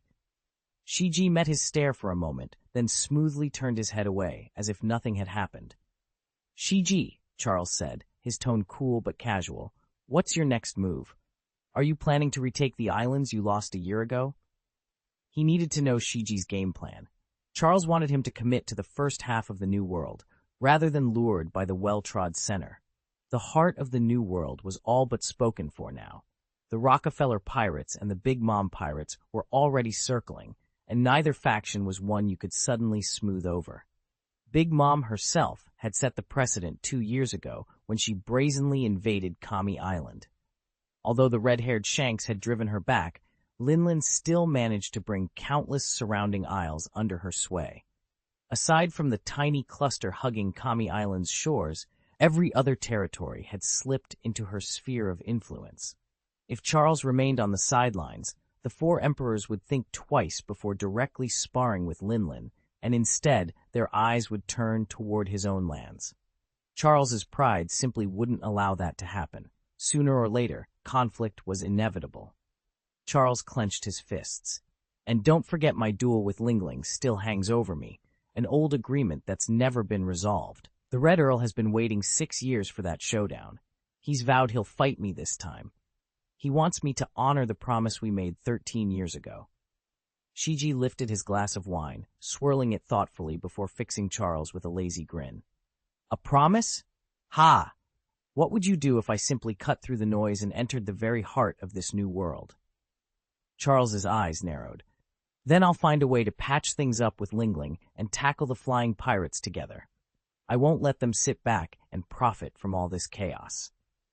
Shiji chuckled, a dry, hollow sound. You worry too much. Once I've unraveled half of the mysteries here, I still have Roger's pirates to deal with. Until then, I won't be making any grand moves. He paused to observe Charles down his wine in one smooth gulp. Charles dared to hope that Shiji's mind had not been unhinged by the strange new compass they'd found. So, Roger's pirates? Charles prompted. What are you planning there? Shiji's easy smile vanished. His auburn eyes darkened as he set the glass down. The tension in the tavern thickened, and Charles felt the air tighten around them. Whatever Shiji was about to reveal, it clearly carried its own weight of danger. Charles settled into the dim glow of the tavern, the scent of stale ale and sea salt thick in the air. Across the rough-hewn table, Golden Lion Shiji's knuckles whitened around his wineglass. Suddenly, with a harsh crack, the glass shattered in his grip. Shards tumbled to the floor as Shiji's eyes blazed. They came into the new world and immediately threw down the gauntlet, he snarled, voice low and furious. The Roger pirates. I offered them a place in the Sky Pirates, offered them everything, only to be turned away like dirt under their boot heel. Then came Ed Wall. You remember that battle. I lost it all. My fortune, my crew, my honor. I spent a year licking my wounds, biding my time. But mark my words, Charles, I will return stronger. Those Roger scoundrels will rue the day they ever crossed my path. Charles felt a twinge of sympathy for the older pirate.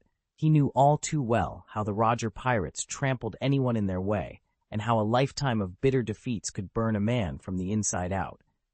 Don't speak their name around me, he muttered, reaching for the wine jug. Just the thought of Roger makes my blood boil. Shiji snatched the jug and downed half its contents in one gulp. Not to be outdone, Charles tipped it back and drained the rest. They sat back, the warmth of the wine loosening their tongues and easing the tension. A roar of laughter burst from Shiji's throat. Ha! He exclaimed, slapping the table. Next time we set sail, Charles, we'll give the Roger pirates something to fear. They won't know what hit them. The two pirates clinked empty bottles in a silent pact, and in that cheer, the promise of revenge was sealed. Charles's cheeks glowed with the warmth of sake as he leaned forward on the table. Shiki, eyes sparkling with challenge, grinned at him. So, Charles Lingling, he teased, what's the plan? How are we going to respond? Charles slammed his fist onto the wooden deck of the Poseidon. Respond? We strike back. No one, absolutely no one, has ever made a Rockefeller pirate suffer like I intend to.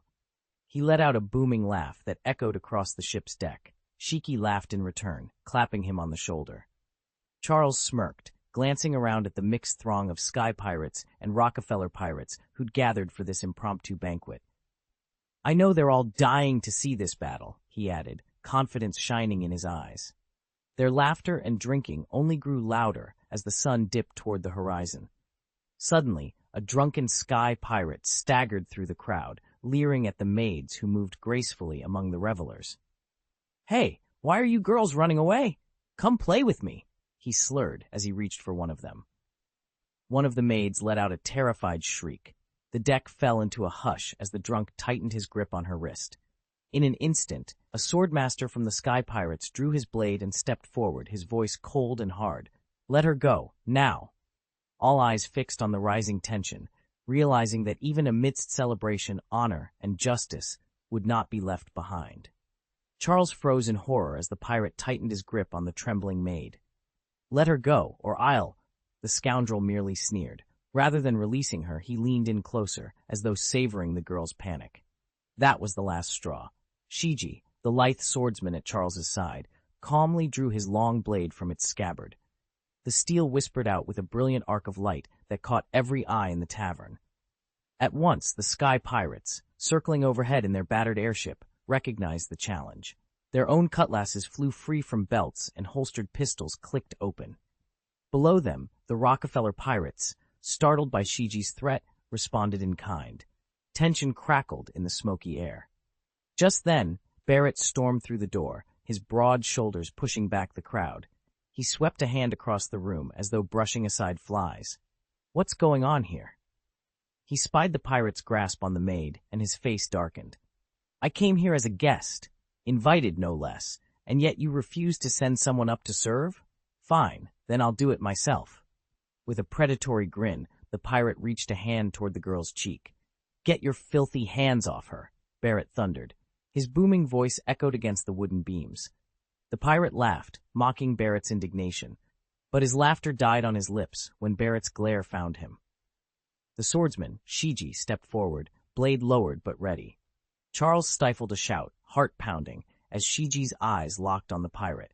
Without another word, Shiji lunged. His sword sang through the air in a clean, powerful arc. A gust of wind and a flash of steel, puff, as the blade met pirate flesh, tearing through cloth and muscle. The man staggered back, eyes wide with shock. The captive maid, released by the sudden blow, collapsed onto the floor, trembling but unharmed. Around them, the sky pirates hesitated, unsure whether to press the attack or hold back against these fierce defenders. It was a momentary stalemate, charged with adrenaline and the promise of a full-scale brawl. Charles rushed forward to help the maid to her feet, while Barrett advanced on the wounded pirate, hand still on his sword hilt. Shiji remained at the ready, blade dripping and heart steady. The entire tavern seemed to hold its breath. In that tense silence, Charles realized they had struck the first blow, and in the world of pirates, the first strike could decide everything. A vivid crimson bloom spread across the pirate's throat just as he tightened his grip on the maid. With a gurgled cry, he staggered backward and collapsed to the deck. The maid felt the pressure on her cheek instantly give way. Looking up in disbelief, she saw blood arcing from his severed windpipe, splattering across half her face. Every eye among the flying pirates snapped to the polished blade still mid-swing in Shiki's hand. A deathly silence fell, broken only by the pirate's final gasp. Then Shiki's voice cut through the hush like ice. This is my brother's territory. Who here dares to act like a fool? Whose life is worth throwing away? Horrified, the pirates, scoundrels who had terrorized half the trade routes, dropped their cutlasses and boarding hooks in unison. Charles let a corner of his mouth twitch into a grin.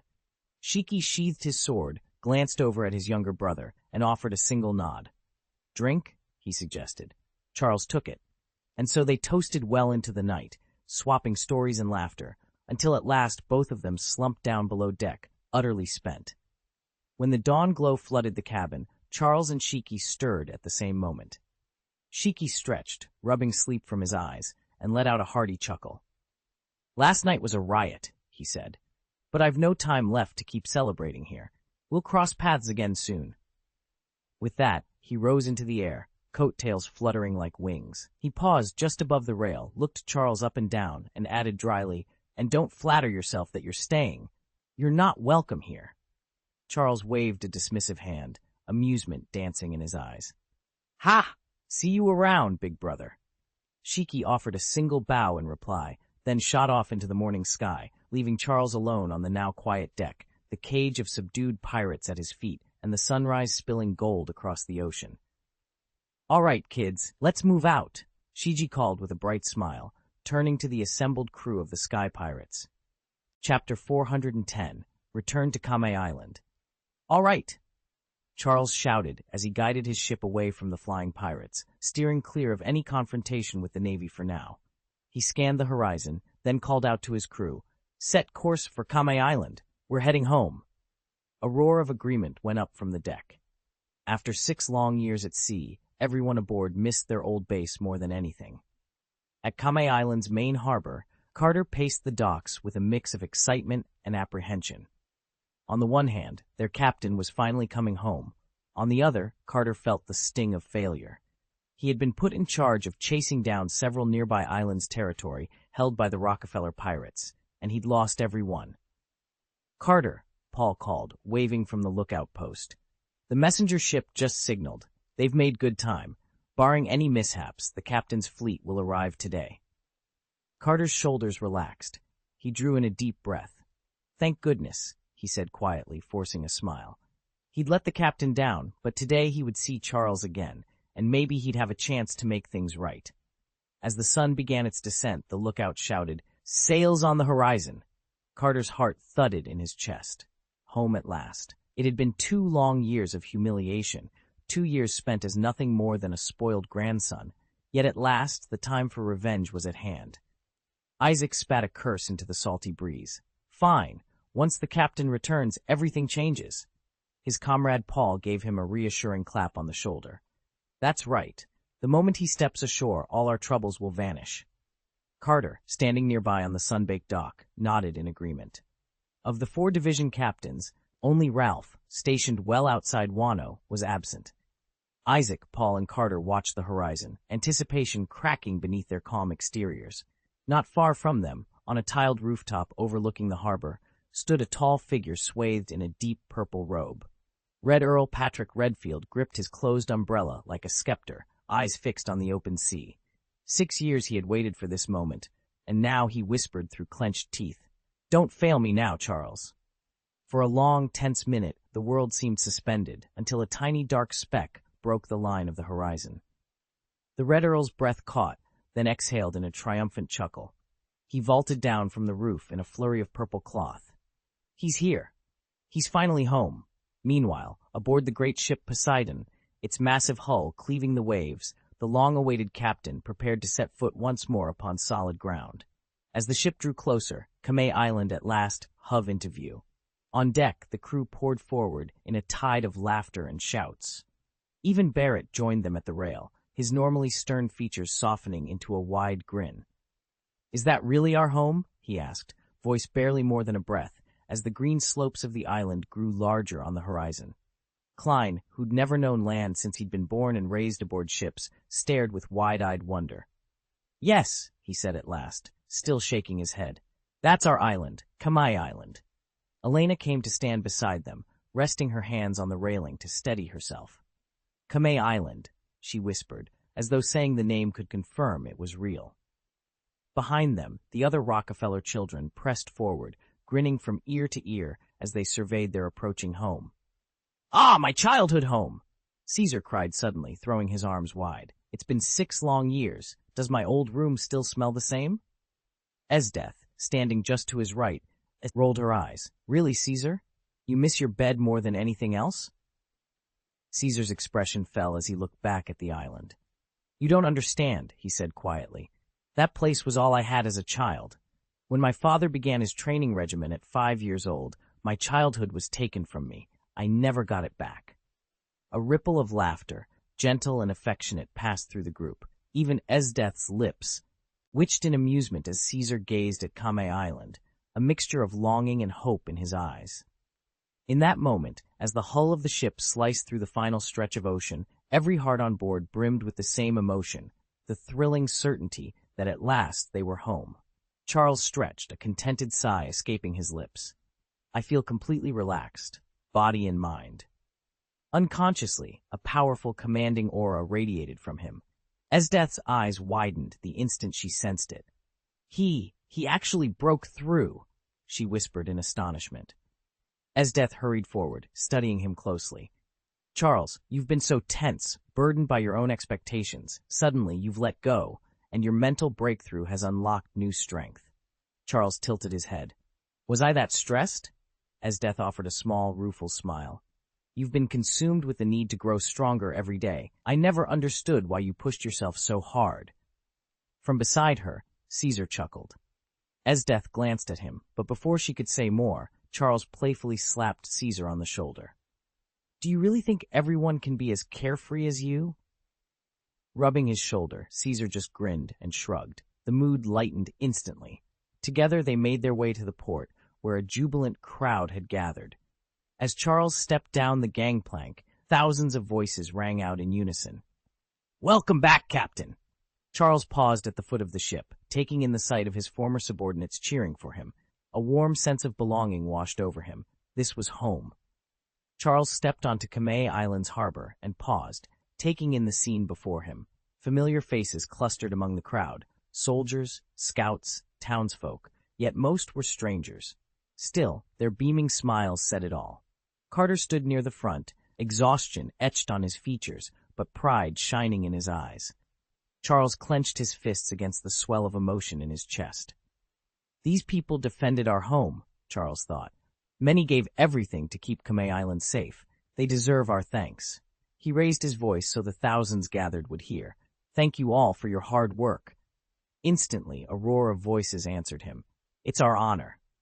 The simple acknowledgement of their sacrifice moved more than a few to tears. Charles steadied himself, then let loose in a jubilant shout. Tonight, we celebrate. Let there be a feast. Arms went up. Shouts of approval filled the air. It was the first time in 6 years that Kame Island had felt so alive. Old friends embraced. Neighbors shared stories of the trials they'd endured while Charles was away. Travelers recounted the marvels they'd seen.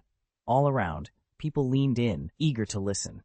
Charles caught up to Carter and placed a grateful hand on his shoulder.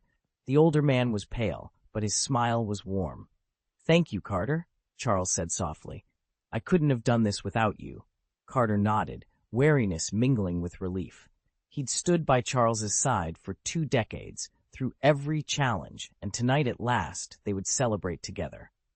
Charles, once a handsome young man in his 20s, though now streaked with silver at his temples, smiled as he unclasped a slender gold ring from his bracelet.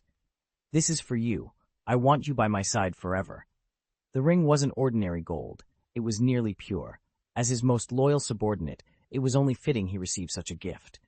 Carter's eyes glistened with tears. Thank you, Captain. Almost at the same moment, Paul and Isaac hurried over. Paul's booming voice carried above the others as he leaned in. Both men, a little thinner than before, looked expectantly at Charles. Do you have something for us, Captain? Charles laughed, producing 2 more rings of the same lustrous metal. Of course. He handed them over with a warm smile. Paul and Isaac slid the rings onto their fingers, beaming.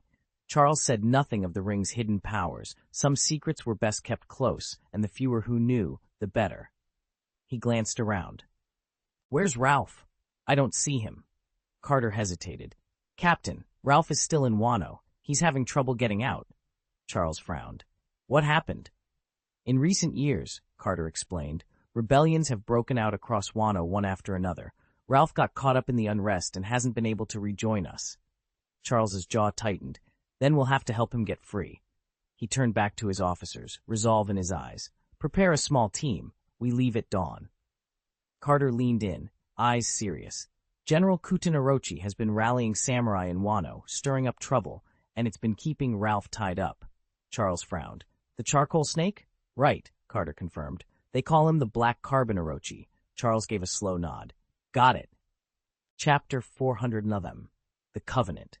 Charles surveyed Wano country with a cool, measured eye. He'd long tracked the scattered bands of samurai who survived Kaido's brutal conquest. In the first 2 years after the invasion, they'd remained in hiding, little more than distant rumors whispered in mountain villages. But over the past 24 months, those rumors had grown into outright murmurs of rebellion. So far, only Ralph's iron-fisted suppression had prevented a full-scale uprising. When Kaido's beast pirates first descended upon Wano, they slaughtered the land's mightiest warriors. Then came Orochi, the Black Steel Shogun, who finished the purge, eradicating every last pocket of resistance. By the time Charles re-emerged on the scene, Wano lay crippled, its people cowed. Aside from the small contingent of samurai who had sailed away with the legendary Kozuki Oden, no one dared challenge Ralph's authority.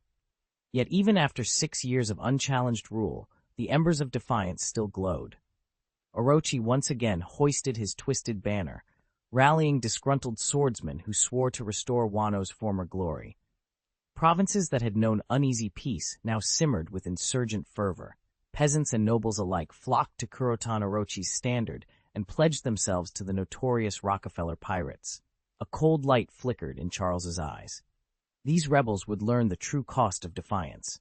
Once his current mission was complete, he would unleash his full strength on Wano country. The covenant he had forged with Ralph demanded nothing less.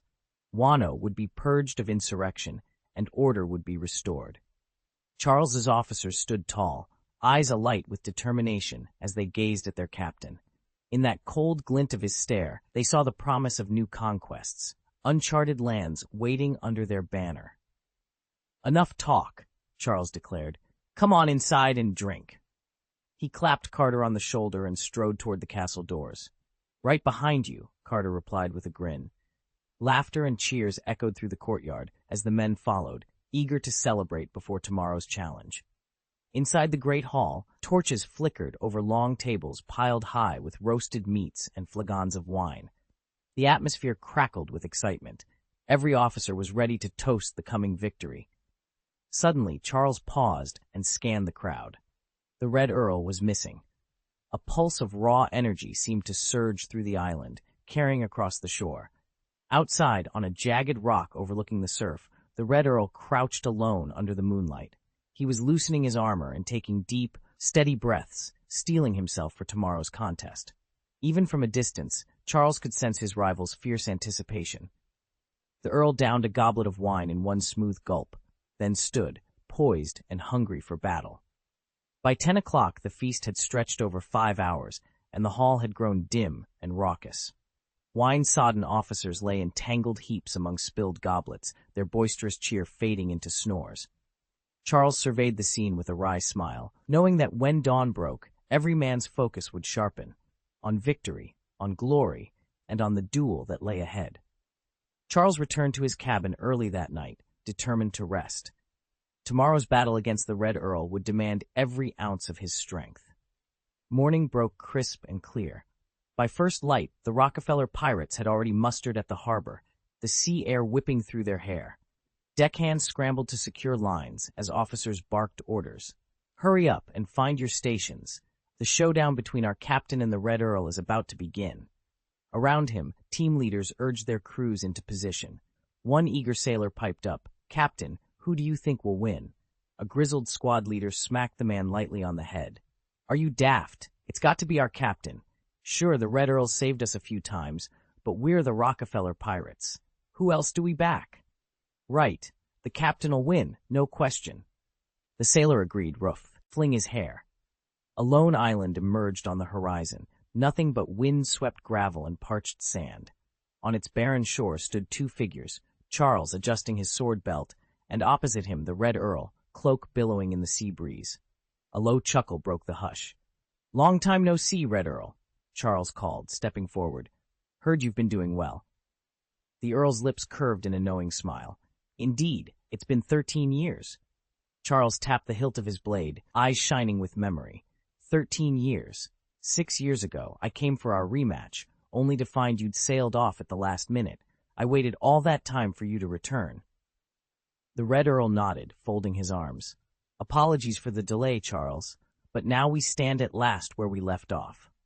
Sand swirled at their feet as they faced each other, the promise of blades meeting again after years apart. The quiet before the storm stretched between them, charged with old rivalries and unspoken respect. Soon, only one would walk away victorious. Charles gripped his umbrella with both hands and laughed. "Ha! I thought you'd never show up. 5 years on Kamei Island, and you finally appear." The Red Earl lifted his own umbrella, a confident smile curling at his lips. "Since we've both been waiting so long, why not settle this once and for all? The first to score a point wins." He tapped the umbrella's ferrule on the ground, flowering it open like a deadly blossom. "Your move." With a flash of emerald light, Charles drew the 7-star sword. "I'll start, then. Demon blade." The sword's faint green aura rippled through the salt-tinged air. The Red Earl's eyes glinted. "Ah, so you wield the demon sword, 7-star sword." In an instant, he seemed to dissolve into the breeze. Before Charles could blink, his opponent's umbrella came crashing down. Steel rang against steel as Charles blocked the strike. "Still as fast as ever," he called out, slanting his blade to deflect the umbrella's iron tip. "Not bad yourself," the Red Earl replied, retreating a step to catch his breath. Then he lunged again, the umbrella twirling like a whirlwind. Charles met him head-on, parrying blow after blow. Each clang of metal echoed across the rocky shore. Seizing an opening, Charles flicked his sword toward the Earl's mask. The Red Earl's eyes narrowed. He thrust his umbrella forward in return. Their weapons collided with a shower of sparks, a sharp report that rang out over the sound of crashing waves. They stood locked together for a heartbeat, swords dancing in the dying light. Both combatants grinned, knowing at last that after 5 years, their long-awaited duel had truly begun. Charles and the Red Earl faced one another, swords raised. With a thunderous crash, their blades met, Then, in perfect unison, they each staggered backward, a plume of dust rising around them. "Why does this feel so pointless?" Charles muttered. From a boat anchored a short distance away, Caesar shook his head. "They're speaking in steel, swordsmanship for swordsmanship. Not exactly thrilling for someone who prefers all-out power." Esdeath leaned forward, her icy gaze fixed on the duel. "I rather like it," Caesar sighed. "Without the blessing of a Taigyu, these are impressive but hardly devastating strikes." Clang! Clang! Clang! The clash of steel echoed as both combatants accelerated. The Red Earl's face was set in grim determination, and he swept around Charles in a series of relentless assaults. His blade moved so fast it left ghostly afterimages, making it nearly impossible for onlookers, even Esdeath, to follow each attack. Yet Charles remained calm. He planted his feet with deliberate slowness, conserving his strength. He met each furious lunge with a solid parry, then, just as suddenly, bled out a blisteringly fast riposte with the flat of his sword. The dance of attack and defense continued, steel singing against steel, until at last, snap, one blade splintered under the force of their final collision. Spectators around the training ground stood in stunned silence, their eye as locked on the two figures at its center, the infamous Red Earl and the young Captain Charles. Both swords drawn, they backed away in unison, circling one another on the sandy floor. The Red Earl's gaze dropped to the slender slash marring his crimson cuff. He looked up at Charles, his voice low but sincere. "I yield." Charles let a small, easy smile spread across his face as he sheathed his sword with a casual flick. It was only a friendly match. Instead of relief, the Earl's dark eyes narrowed to furious slits. "If that was but a prelude," he growled, "then the real battle begins now." He swept his free hand through the air, summons flickering around his blade. "Crimson Strike!" Charles's expression sharpened. He met that challenge in an instant, locking eyes with the Earl. "Demon Slash!" Their blades collided in a searing explosion of light. A shockwave rocketed outward, whipping dust into swirling vortices and sending ripples across the nearby sea. For a heartbeat, the Red Earl's blade burned like molten ruby, then he vanished. Charles caught the momentary silence, spun on his heel, and drove his sword forward in a savage arc. The two weapons met again with an ear-splitting clang that rang high into the sky, announcing that this duel was far from over. "Isn't it happening now?" Caesar's eyes gleamed with renewed interest. Esdeath offered him a cool, silent nod. "Look at that island," she said, motioning to the sandy mound at the arena's center.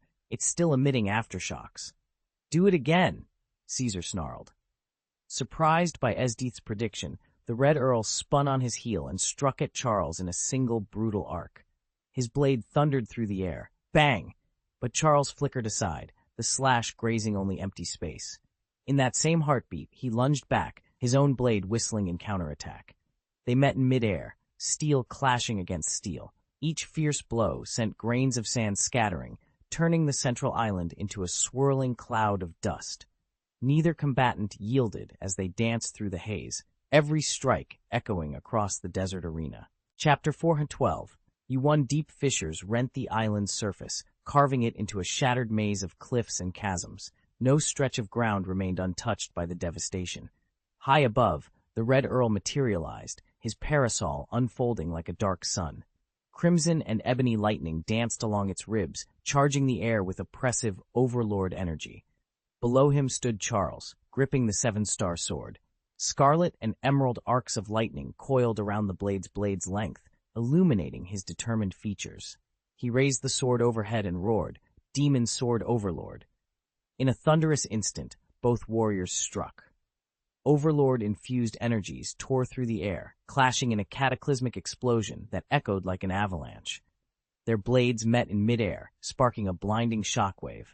Charles let slip a confident grin as the Red Earl's eyes flared blood red. Above them, the roiling clouds were rent in two, the sky itself cracking under the force of their collision. Watching from below, the Rockefeller pirates froze in awe, many witnessing such power for the first time. Then, as one, they erupted in triumphant shouts, "Long live the Rockefeller pirates!" The cry rose again, deafening and proud. This was their captain, the world's greatest swordsman, and one of the fabled 4 legendary pirates. Every soul aboard swelled with pride, their voices ringing across the ravaged island. "Long live the Rockefeller pirates! Long live the Rockefeller pirates. Charles heard it loud and clear, and couldn't have been more pleased. He offered the Red Earl a confident grin and tightened his grip on the sword. At once, crackling energy surged along the blade. Boom! An invisible shockwave slammed into the Red Earl's face. What? The Red Earl staggered back, eyes wide with disbelief. He'd never felt an attack like this before. Reacting on instinct, he snapped open his umbrella as a makeshift shield, but it was no use. The impact hurled him hundreds of meters across the courtyard before he skid to a halt. He lay there for a moment, stunned. Then he scrambled to his feet, dusting himself off, face twisted in shock. What kind of technique is this? I can't even see it. Charles didn't pause to answer. He burst forward, each step pounding the stone beneath him. As he ran toward the fallen Earl, a strange green aura began to flicker over his shoulders, rising and falling in waves like ghostly flames. Demonic sword, Batian, he cried. The sword blazed with emerald light, sending a second, even more violent burst of energy rippling outward. The Red Earl barely had time to register the attack before another tremendous explosion sent him soaring into the sky. High above the rooftops, the Earl felt the raw, devastating power of Charles's blade and realized with growing dread that he'd never faced anything like this in all his years. Did you block my view? Brilliant idea. The Red Earl snapped back, twisting in midair to regain his balance before touching down 100 meters from Charles. Charles didn't press the attack. Instead, he simply smiled and watched. The Earl's expression darkened. He glared at Charles, breath ragged, clothes rumpled, hair whipping around his face in the gale their battle had stirred. Without warning, he sprang forward, boots skidding on the ground as he closed the distance. Clang! Charles swept his sword in a deadly arc, but the Red Earl intercepted it with his umbrella, the metal frame ringing in protest. Charles froze, surprised. An umbrella had stopped his blade. He chuckled. Of course they were evenly matched. That first feint was clever. Trick him once, shame on me. Trick me twice. Charles adjusted his grip and spun his blade into a narrow thrust aimed for the Earl's chest. Before the sword could reach its mark, though, the Red Earl simply vanished from sight. Charles's heart pounded as he propelled himself skyward, 3 light steps, and then he roared, "Demon Slash!" A blade of crackling energy plummeted from above. At the same instant, the Red Earl materialized midair, his sword poised less than a meter from Charles's.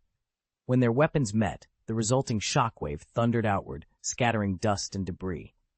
Both combatants were hurled backward nearly 300 meters. But no sooner had the smoke cleared than they charged again, steel clashing in an unending dance of strikes and parries. High above them, on the marble balustrade of Castle Arvon's sky bridge, Caesar reclined with a languid sigh. He peered down at the tiny figures locked in mortal combat on the island below. Have they no end to this duel? 10 days already, and they're still at it. I'm falling asleep. Beside him, Esdeath watched with bright, feverish eyes. She brushed a lock of hair from her face and admitted with a small smile, "It's exhilarating to watch, but I won't lie, I'm exhausted." Caesar waved a hand dismissively. At their level, a fight like this could last 10 days and 10 nights, and still yield no victor. From further back, Barrett straightened, tension tightening his features. "Who's winning?" he demanded, his voice cutting through the idle commentary. Caesar squinted toward the island, studying the swirling dust and the fleeting shapes of the 2 warriors. After a long moment, he shook his head. "Impossible to tell." Barrett let out a frustrated exhale. Silence fell among the 3 observers as they watched, waiting breathlessly for the duel's final, decisive blow. Another day had passed, and with it, the sun sank on the 8th straight day of their duel. Charles stood opposite the Red Earl in the silent courtyard, both warriors bruised, bloodied, and utterly spent. The Earl's crimson cloak hung in tatters. His breathing came in ragged gasps. Charles's sword arm trembled so badly he could barely keep a grip on the hilt. "You can't know for certain who'll win until the very last moment," Charles rasped, wiping sweat and blood from his brow. The Red Earl planted his umbrella sword firmly in the dirt and straightened to his full height. His chest heaved as he forced out a feral grin. "Then let us end this now. Whoever still stands when it's over is the victor." Charles nodded once, sharply. He couldn't summon more words, and at this point, none were necessary. This, and every fiber of Charles's body told him so, was the hardest fight he'd ever endured. In his past campaigns, he had bested foes in days. Zephyr had fallen in 4. But this was attrition incarnate. Neither side now fought for glory or territory. They fought simply to outlast the other. A ghost of crimson light danced over the Earl's umbrella sword, known throughout the realm as Earl's Blade, its overlord-infused steel flickering with exhausted power. Each swing and parry over the last 8 days had leached it almost dry. Charles adjusted his stance. Every muscle throbbed, every breath felt like a blade at his throat. Yet he refused to bend his will. He had come too far, paid too great a price. Across the yard, the Earl lifted his blade, soul flames flickering in his exhausted eyes. Charles mirrored the motion. For a heartbeat, the world held its breath. Then, with one final, thunderous clash, they charged. 2 warriors determined that only one would rise when the dust settled. Whoever it was, the battlefield would remember that on the 8th day, neither would yield easily. Even at a fraction of its full strength, the Overlord aura was devastating. Red Earl's body pulsed with a crimson glow as he unleashed his ultimate technique. Across the field, Charles summoned every ounce of his will, channeling a faint, emerald-tinted Overlord energy around the 7-star sword. He shouted, "Demon Sword Overlord!" With a deafening roar, crimson and emerald clashed. The air itself seemed to tear apart. The 2 warriors were hurled backward, their attacks meeting in midair and detonating in a blinding flash. A massive shockwave rippled outward, slamming into the island's core. For 30 excruciating seconds, the ground heaved and split as the explosion's force tore through rock and soil. Barely recovering high, his balance, Barrett's eyes went wide. "The island's breaking apart," he yelled. "Get the captain aboard, now!" Esdeath and Caesar lunged toward the shore launchers, but the tremors only grew stronger. Dust choked the air, and the stone under their feet fractured into shifting slabs. Waves thundered against the coastline, tossing the island like a tiny skiff on a storm-whipped sea. In the center of the chaos, a single hand burst through a jagged crack in the earth. Charles dragged himself upward, the 7-star sword still clutched in one fist. He pushed dust from his eyes and rose to his full height, green energy flickering faintly around him. Surveying the collapsing island, he squared his shoulders, ready for whatever came next. Charles glanced toward the roiling sea as the island beneath him convulsed. Is it going to sink? He wondered. Not far off, a lone figure draped in purple lay motionless on the deck, and a surge of relief washed over him. "Looks like I've won," he whispered, a shaky smile curving his lips. The ground trembled violently, but Charles forced himself upright. He stumbled toward the Red Earl, whose collapsed form lay just beyond the shaking platform. Gently, Charles lifted the weakened man into his arms and grabbed the Earl's battered umbrella from the wooden planks. Together they stood amid the quaking island, straining their eyes toward the horizon. Through swirling mist and spray, a rescue ship loomed ever closer, an ark of salvation in the storm-tossed sea. "Oh, you've won," the Red Earl murmured, his voice hoarse but triumphant. Chapter 413, The Red Earl's Rejection. Charles leapt onto the deck of the drifting sloop, a triumphant grin lighting his face. "Yes! Another victory!" he cried, glancing over his shoulder at the Rockefeller pirates in hot pursuit. Their sails strained in the wind, but Charles's confidence never wavered. He fully intended to keep winning. With a swift motion, he hoisted the Red Earl onto his back. "Stay with me and lend a hand," he said. Perched atop Charles's broad shoulders, the Red Earl blinked in surprise. "You want me to join you?" Charles nodded. "I'm inviting you to sail with us." The invitation echoed in the Earl's mind, stirring a memory from 13 years ago, when that same boy, then brimming with youthful daring, had asked him the very same thing in the warmth of a bath. Back then, he had refused. Now, more than a decade later, Charles was just as bold and unchanging, while the Earl felt time's gentle weight upon him. "I recall turning you down 13 years ago," the Red Earl said softly. Charles froze, concern flickering in his dark eyes. "Are you certain you'd refuse again?" The Red Earl shifted, settling more comfortably on Charles's shoulders. "I've grown accustomed to solitude," he replied. "The idea of joining a pirate crew so suddenly, it's not for me." Below them, the Rockefeller pirates strained at the ropes and stared up in anxious anticipation. The Earl watched their fearful expressions with a pang of envy. You inspire loyalty, he murmured. People choose to follow you. I envy that, Charles. He let out a quiet sigh, the sound almost lost in the roar of the sea. As Charles prepared for the next clash, the Red Earl knew he would chart his own course, free, solitary, and forever drifting beyond the reach of any crew. Charles stood on the cliff's edge, the sea breeze tugging at his hair as the setting sun turned the water to molten gold. He glanced at the Red Earl beside him and said, "Why won't you try opening your heart and letting people in?" The Red Earl threw back his head and laughed, a sound both proud and weary. "And if I do," he replied, "will I still be as aloof and as red as ever?" Charles smirked. Some things never change. He folded his arms and watched the Earl's smile fade. "You're as stubborn as you were 13 years ago. Losing to me didn't soften you. It only made you more set in your ways." The Earl's gaze drifted to the distant horizon. His voice was low when he spoke again. "And yet here we are, older, perhaps wiser, but still the same souls who made that vow so long ago." Charles felt the weight of those years, of the endless training and sacrifices the Earl had endured to fulfill their childhood pact. Defeating him had consumed the Red Earl's very best years. He understood now how much that triumph had cost. After a moment's silence, Charles asked softly, "So where do you go from here?" The Red Earl turned his face toward the sinking sun, as if drawing strength from its last rays. "To a place full of joy," he murmured. "I remember the Lombard pirates I met as a child, their boundless freedom, the wonders they showed me. I want to follow in their footsteps and rediscover the beauty of the world." Charles nodded, a gentle smile touching his lips. He bowed his head in farewell. "Safe travels, my friend."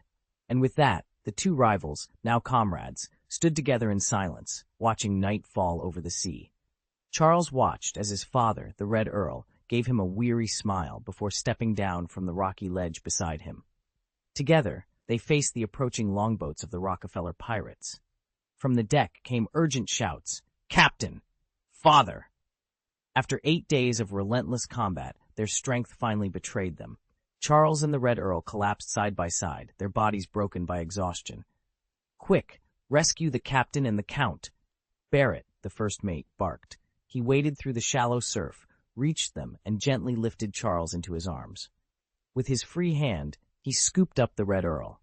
The island trembled beneath their feet, fissures racing across its surface as it began to collapse inward. Barrett fought his way back to the pirate ship just in time. The crew hoisted sail, and with a final crack, the island's core gave way.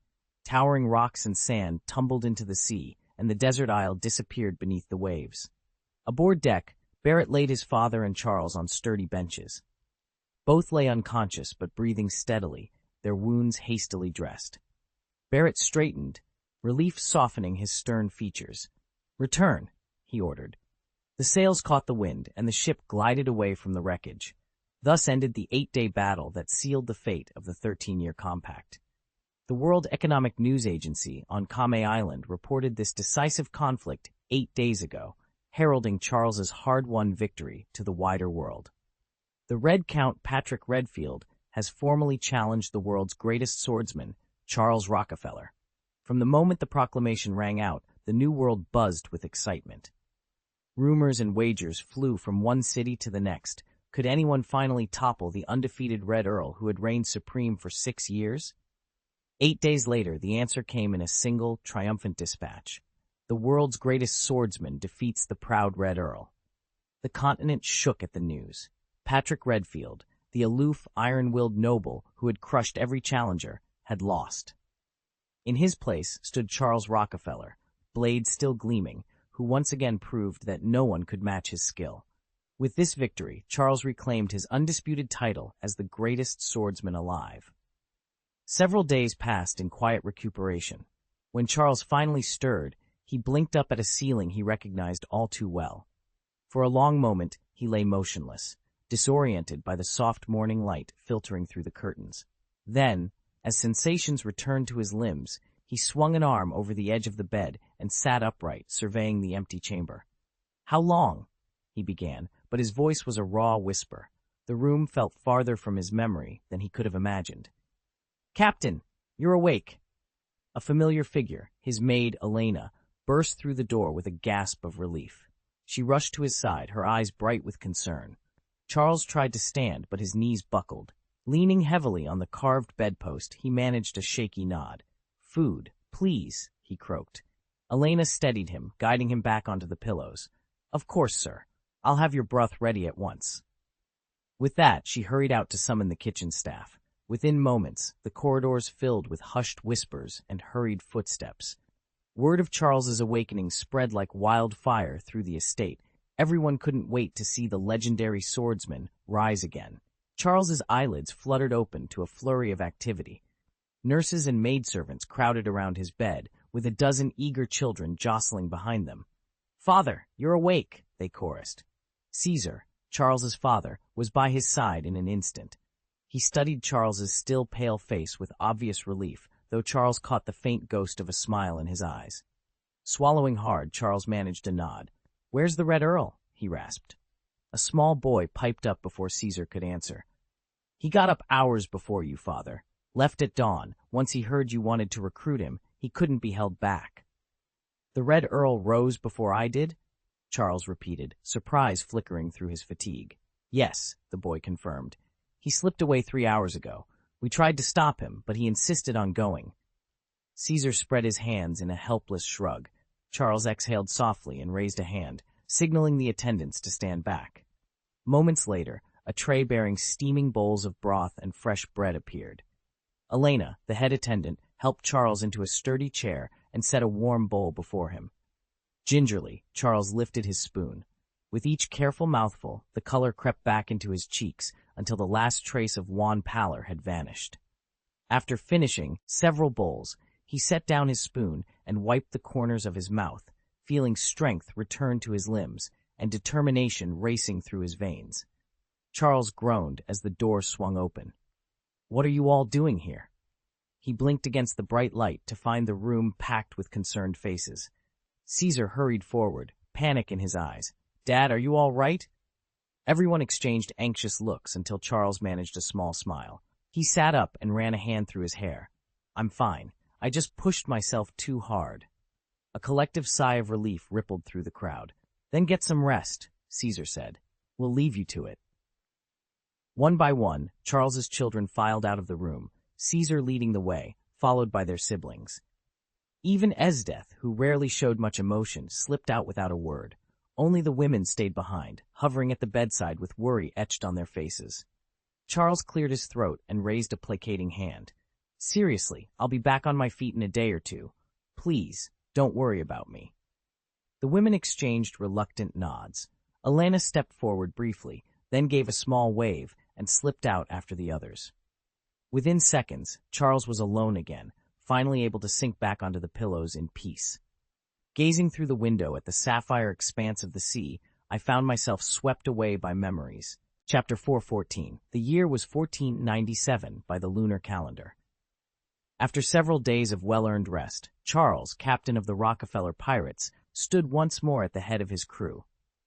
He could feel the electricity in the air as he scanned the assembled faces, their eagerness and impatience almost palpable. They had been cooped up too long and were desperate to make their mark on the new world. Charles called forward his core officers: Douglas Barrett, Esdeth Rockefeller, Caesar Rockefeller, Carter, Paul, and Isaac. These 7 men formed the true backbone of the fleet. Each of them snapped to attention, meeting his gaze with unwavering loyalty. Behind them, hundreds of pirates watched in silent anticipation, their eyes fixed on their captain. With a fluid motion, Charles drew his 7-star sword. He raised the blade high so that its blade caught the dawn light, then let out a clear, commanding shout. "All ships, set sail! Our target is the Big Mom pirates." A thunderous roar went up from the deck below. Blades were brandished, cannons primed, and the pirate flag of the Rockefeller fleet unfurled in the wind. More than 40 vessels lay ready across the wide expanse of sea, packed close in anticipation of the coming storm. Nearby merchantmen and wandering pirate crews stopped in their tracks, staring in horror at the scene. The sight of the Rockefeller pennant alone, black field with the intricate golden R, was enough to send a chill through any soul who spotted it. And with that cry from Charles, the dormant fleet surged forward once more, eager to carve their legend into the waves of the New World. News of the Rockefeller pirates' bold strike spread like wildfire through the New World and beyond. Every bulletin, from the first half of the Grand Line to the Four Seas, blared the same headline: Rockefeller pirates launch surprise attack on Big Mom fleet. Witnesses reported the moment their blades first crossed, pointing resolutely at Big Mom's armada. No one was surprised that the two crews had finally come to blows. The Rockefeller pirates, counted among the 4 emperors of the New World, were legendary for their lightning assaults and iron discipline. The Big Mom pirates, equally infamous, had spent recent years gobbling up islands and cementing their rule over the Central Seas. Both pirate captains were living legends, and now the world wondered, which would emerge victorious? From the far-flung Sky Islands to the hidden depths of the Grand Line, the clash commanded everyone's attention. The Navy and the world government scrambled to assess the fallout. Even the Whitebeard and Sky pirates, let alone the Roger pirates on their way to Raftel, paused to watch the unfolding storm. At Marine headquarters, Fleet Admiral Sora stood over the glowing holoscreen, absorbing the latest intelligence. The Rockefeller pirates have attacked the Big Mom fleet head-on, he said, voice low but urgent. Across the table, Admiral Crane met his gaze. Sora nodded. Order Garp and Kuzan into the New World immediately. If they can, bring in both pirate captains at once. Admirals Garp and Kuzan, longtime rivals and now uneasy allies, prepared to depart. The gears of fate were in motion, and the seas themselves held their breath for the titanic confrontation to come. All right, Sora announced. We'll dispatch Garp and Kuzan into the New World. That should minimize any unnecessary commotion on our end. Garp's expression immediately fell. Aokiji. Before he could continue, Sora waved him off. Once you're in the New World, your top priority is to find the Roger pirates. Ever since they tangled with Charlotte Linlin of Cake Island, they've disappeared without a trace. The world government is treating this matter with the utmost urgency and expects full cooperation from the Navy. At the mention of Roger, Garp's posture straightened. You can count on me. I'll bring in Roger no matter what. He probably repeated that promise half a dozen times, but the other admirals barely reacted. Sora nodded in approval. Excellent. Meeting adjourned. D.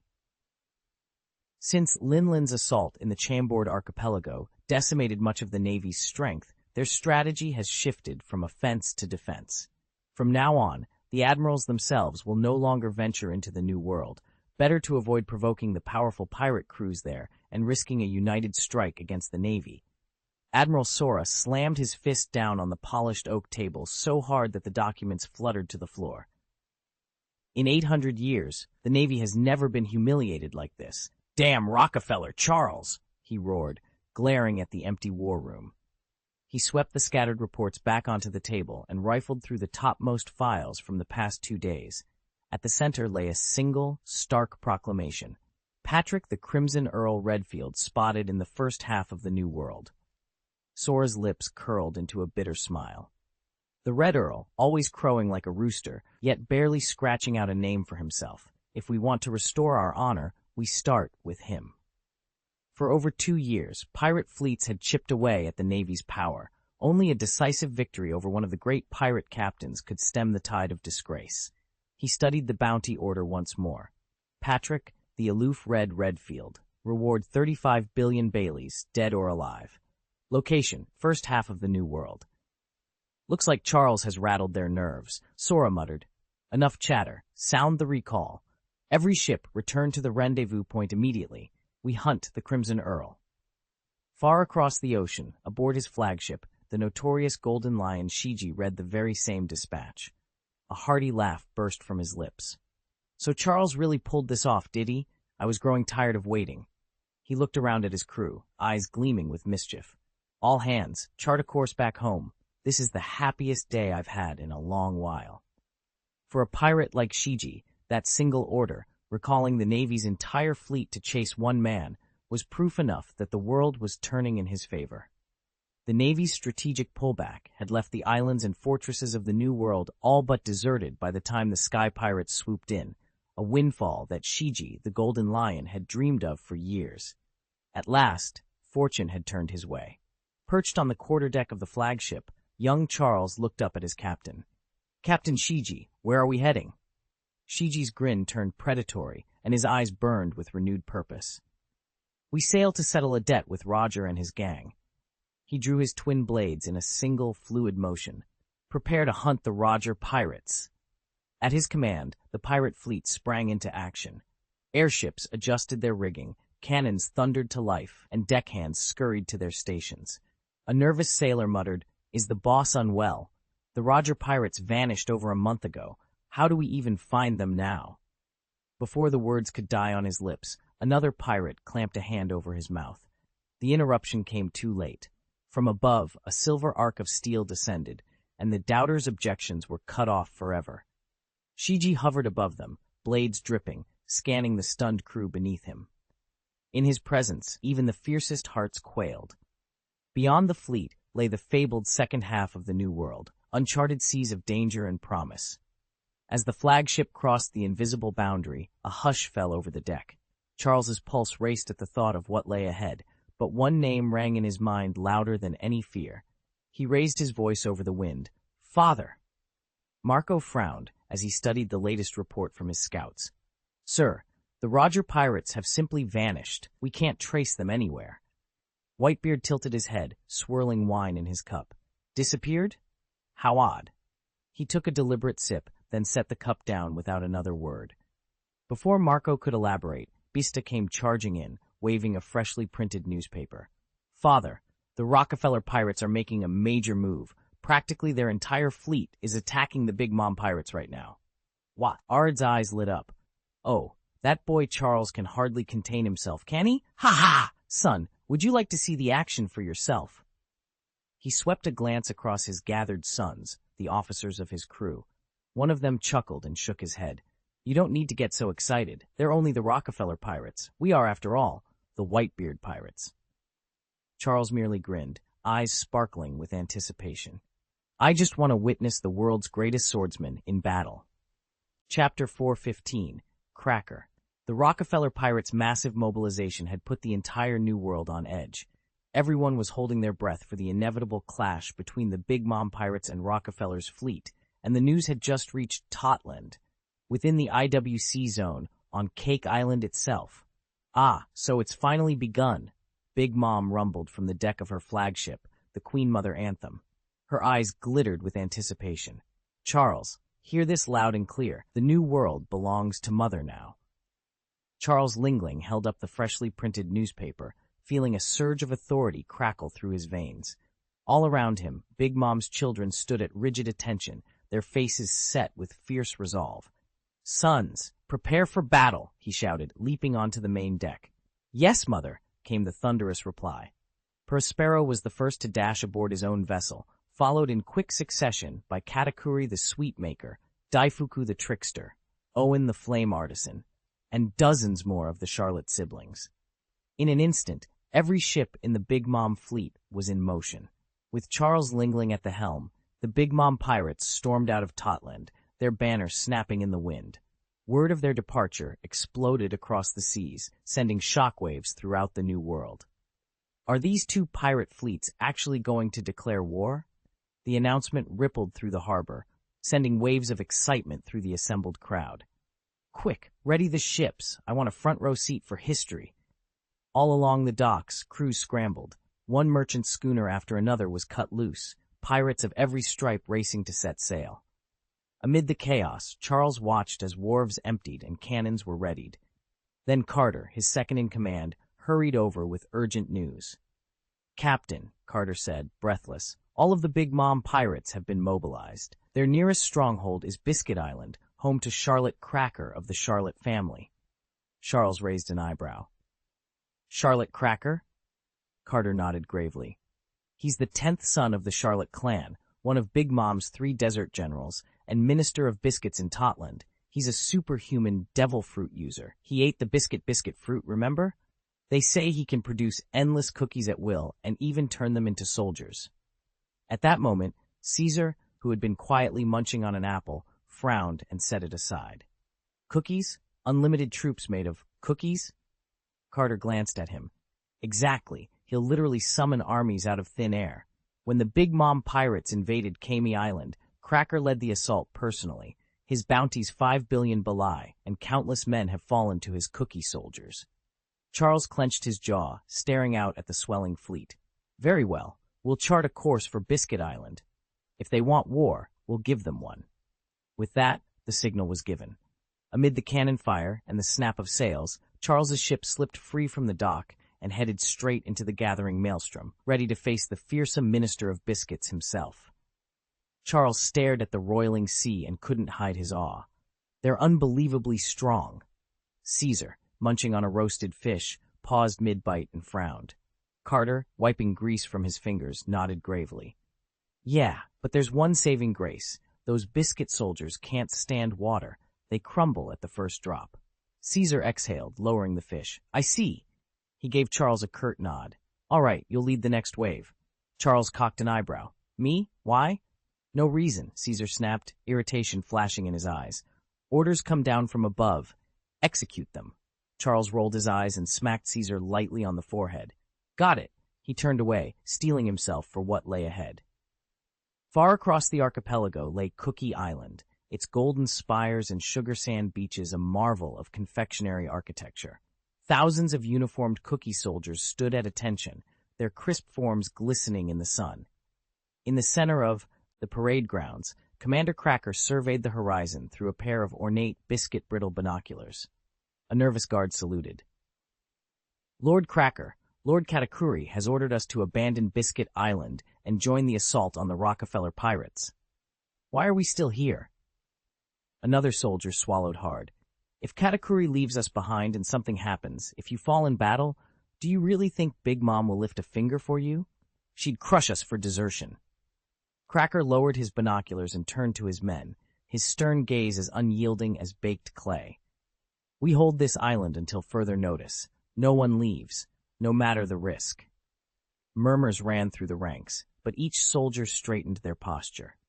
With Cracker's resolve imposing and absolute, they fell silent, ready to defend their sugary fortress to the last crumb.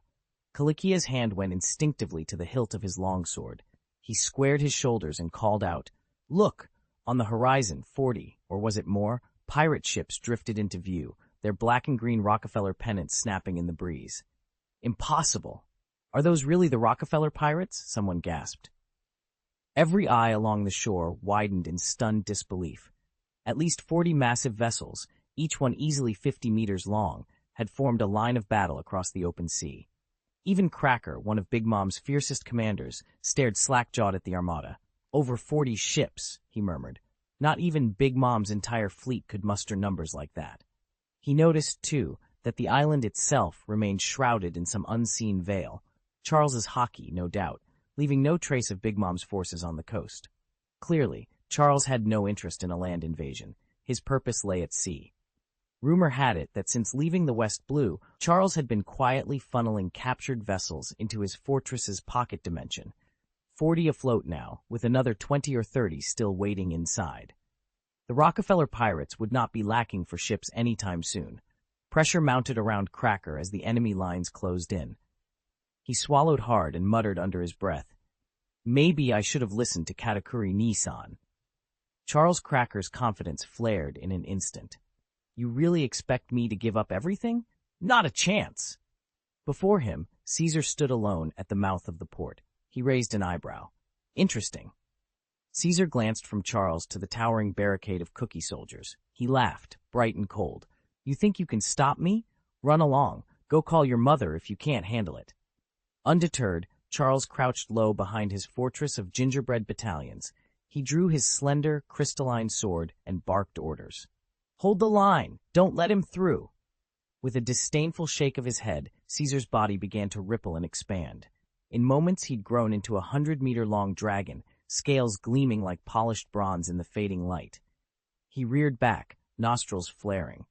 Hot breath! A torrent of searing flame burst from Caesar's maw. The fire lanced across the port, washing over Charles's cookie soldiers in a wave of blistering heat. In seconds, the fragile battalions cracked and crumbled, their doughy forms reduced to dust and cinders. Charles's heart pounded as he watched his creations perish. A line of agony seared across his vision when the heat found his own gingerbread armor. Each brittle plate split apart under the relentless inferno. He bit back a cry. "It burns," he gasped, clutching his sword so tightly his knuckles whitened. But despite the pain, his resolve only hardened. The flames raged, but Charles Cracker, boy commander of dough and spice, would not yield so easily. Roaring screams echoed up from below. Caesar halted his dragonfire at once, lowering his massive head to glare down at the struggling Cracker. "So, afraid of a little pain?" he taunted, a cruel grin twisting his lips. Cracker shot him a furious glare. "You're insufferable." With a sharp gesture, Cracker summoned an entire legion of cookie soldiers. He melted into their ranks and scattered in every direction. Caesar's brow furrowed in surprise. "You run the moment I barely touch you?" He unleashed waves of magic and kaleidoscopic ki across the battlefield, but there was no trace of his quarry, no flicker of movement, no hint of color to give him away. Perched atop Poseidon, Charles had watched the exchange with detached calm. He shook his head quietly. Caesar's power still had too many gaps, and even though Cracker was their peer, Charles refrained from intervening. Any offensive move now would brand him as a bully in the eyes of their generation, and Charles had no desire to earn that reputation. Chapter 416, Charles versus Charlotte Linlin. "If word of this gets out," Charles warned, pacing the quarterdeck, "everyone will think we're bullies. Whitebeard and Lion would have a field day mocking us for picking on smaller foes." Behind him, Caesar straightened in his coat. "Father, I've already wiped out every soldier on Biscuit Island with a single inferno blast, and I returned unscathed." Charles turned to face his son, eyes narrowed. "Did you exercise restraint?" Caesar saluted crisply. "Yes, sir. Absolute restraint." Charles allowed himself a small nod, relieved. His son had learned his lesson. There would be no whispers of cruelty today. Leaping onto the island's shattered pier, Charles planted the Rockefeller flag amid the smoldering rubble. Black canvas and crimson emblem flapped in the scorching wind, declaring to all that Biscuit Island now flew under their banner. "Very good," Charles said, returning to the ship. He spread out a weathered chart on the railing. "Now, scan every island in this region. Report any sign of resistance immediately." "Aye, Captain," came the unified shout from the crew. Since leaving the New World headquarters, Charles's campaign had been relentless. He had claimed every strategic outpost within reach. Not a single world government member nation had escaped his onslaught. It was bold, audacious, and, by any sane measure, utterly insane. Yet, as the Rockefeller pirates pressed forward, none dared stand in their way. Islands dotted the center of the New World. Every prime spot was already occupied, save for the cluster around Kamei Island and Wano Country by the Calm Belt. Yet Charles Lingling felt no panic. He refused to split his forces until he'd located his main fleet. His simple plan was to seize one island at a time, baiting his opponent into overextending. That opponent turned out to be the Rockefeller pirates. Island after island, cookie, cream, liquor, and more than a dozen others named for sweets and treats fell under their flag. Each conquest was a ploy to lure Charles in, and the frustrated commander could barely contain himself as he raced from isle to isle. "Brother Katakuri!" Clark, his torso and arms wrapped in fresh bandages, stared at his older brother with anxious eyes. Katakuri gave him a steady look. "Relax," he said quietly. "With Mother here, nothing can hurt us." When Cracker first joined the Big Mom pirates, his burns were so severe that no one recognized him. And once Katakuri learned Rockefeller Caesar was responsible for those injuries, he tucked the name away, one day to be settled with interest. The Rockefeller pirates swept across the archipelago with relentless speed, claiming one island after another. At last, in a wide stretch of open sea, they ran into the fearsome fleet of the Big Mom pirates. From several kilometers apart, the two armadas held each other at bay, sails billowing and cannons primed. Then Charles spotted her, Charlotte Linlin, the infamous Big Mom, striding across her ship's deck. He rubbed his eyes in disbelief. Time had only made her more enormous, her presence as overwhelming as ever. In that instant, memories of his days in the Rocks pirates rushed back.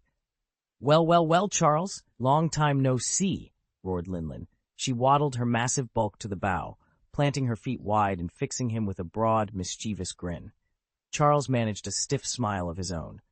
"Linlin, It's been over 10 years. I never expected you to look like this, he said, unable to hide his astonishment.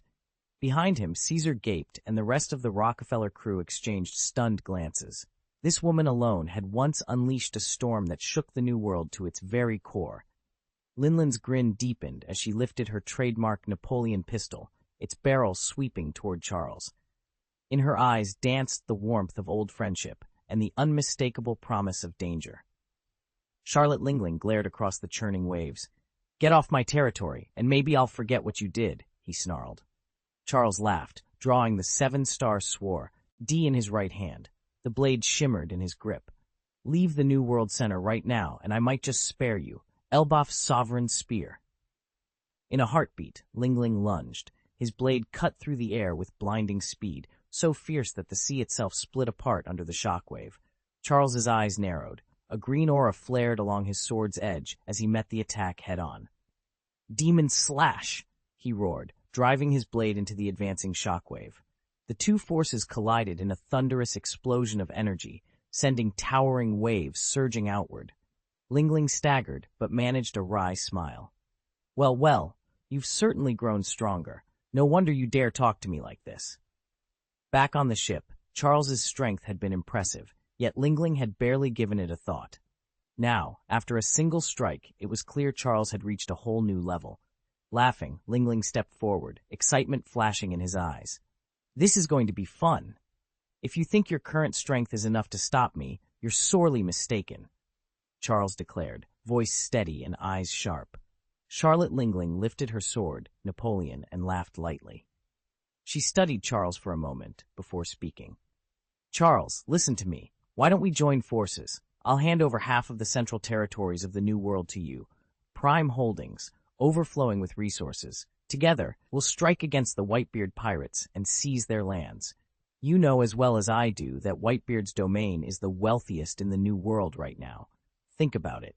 How could you refuse?" She paused to gauge his reaction. Charles narrowed his eyes, weighing the offer. Lingling was right about one thing. The eastern half of the New World had once been a battleground under the Rock's pirates, a sea of chaos and famine. But for more than a decade, Whitebeard's rule had brought stability and unimaginable riches. That wealth dwarfed anything in the already looted western seas, and even outshone the much-feared New World Center. Despite the lure of those riches, Charles remained unmoved. He straightened his shoulders and shook his head. "I have no quarrel with the Whitebeard pirates," he said calmly. "Their peace has done more good than harm. I decline your proposal." Charlotte Lingling's smile flickered but did not vanish. She sheathed Napoleon and regarded Charles with renewed interest. "Very well," she said. "But remember this, opportunities like this don't come twice. When you realize your mistake, don't say I didn't warn you." With that, she turned on her heel and strode away, leaving Charles alone on the wind-swept deck. He watched her vanish into the distance, the offer of untold wealth still ringing in his ears, but firmly dismissed. The New World might be a sea of pirates and power struggles, but Charles had chosen his own course, and no amount of gold would draw him off it. Charles stood firm, the ocean breeze whipping at his coat. "Whitebeard still owes me a favor," he said, voice low and steady. "Even if you tried to force an alliance, you'd be facing the combined might of the Rockefeller and Whitebeard pirates. You, Charlotte Lingling, are nothing in comparison." Lingling's eyes narrowed. She drew in a slow breath, her aura snapping like a drawn blade. "Then you refuse again!" Her voice echoed across the deck, slicing through the murmurs of the gathered crews. At once, the air around them seemed to constrict, an almost tangible weight that pressed down on everyone present. Charles didn't flinch. He lifted his chin. "I'm not negotiating. Today, you either stand down, or we fight." Lingling smiled, but it didn't reach her eyes. "Very well."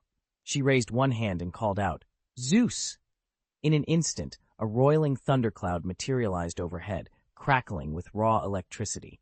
With a single command, Lingling vaulted onto the cloud's swirling surface and descended toward Charles like a bolt of lightning herself. Charles leapt forward, meeting her in midair with the agility of a seasoned fighter. Lingling's blade struck first, slicing through the salt spray.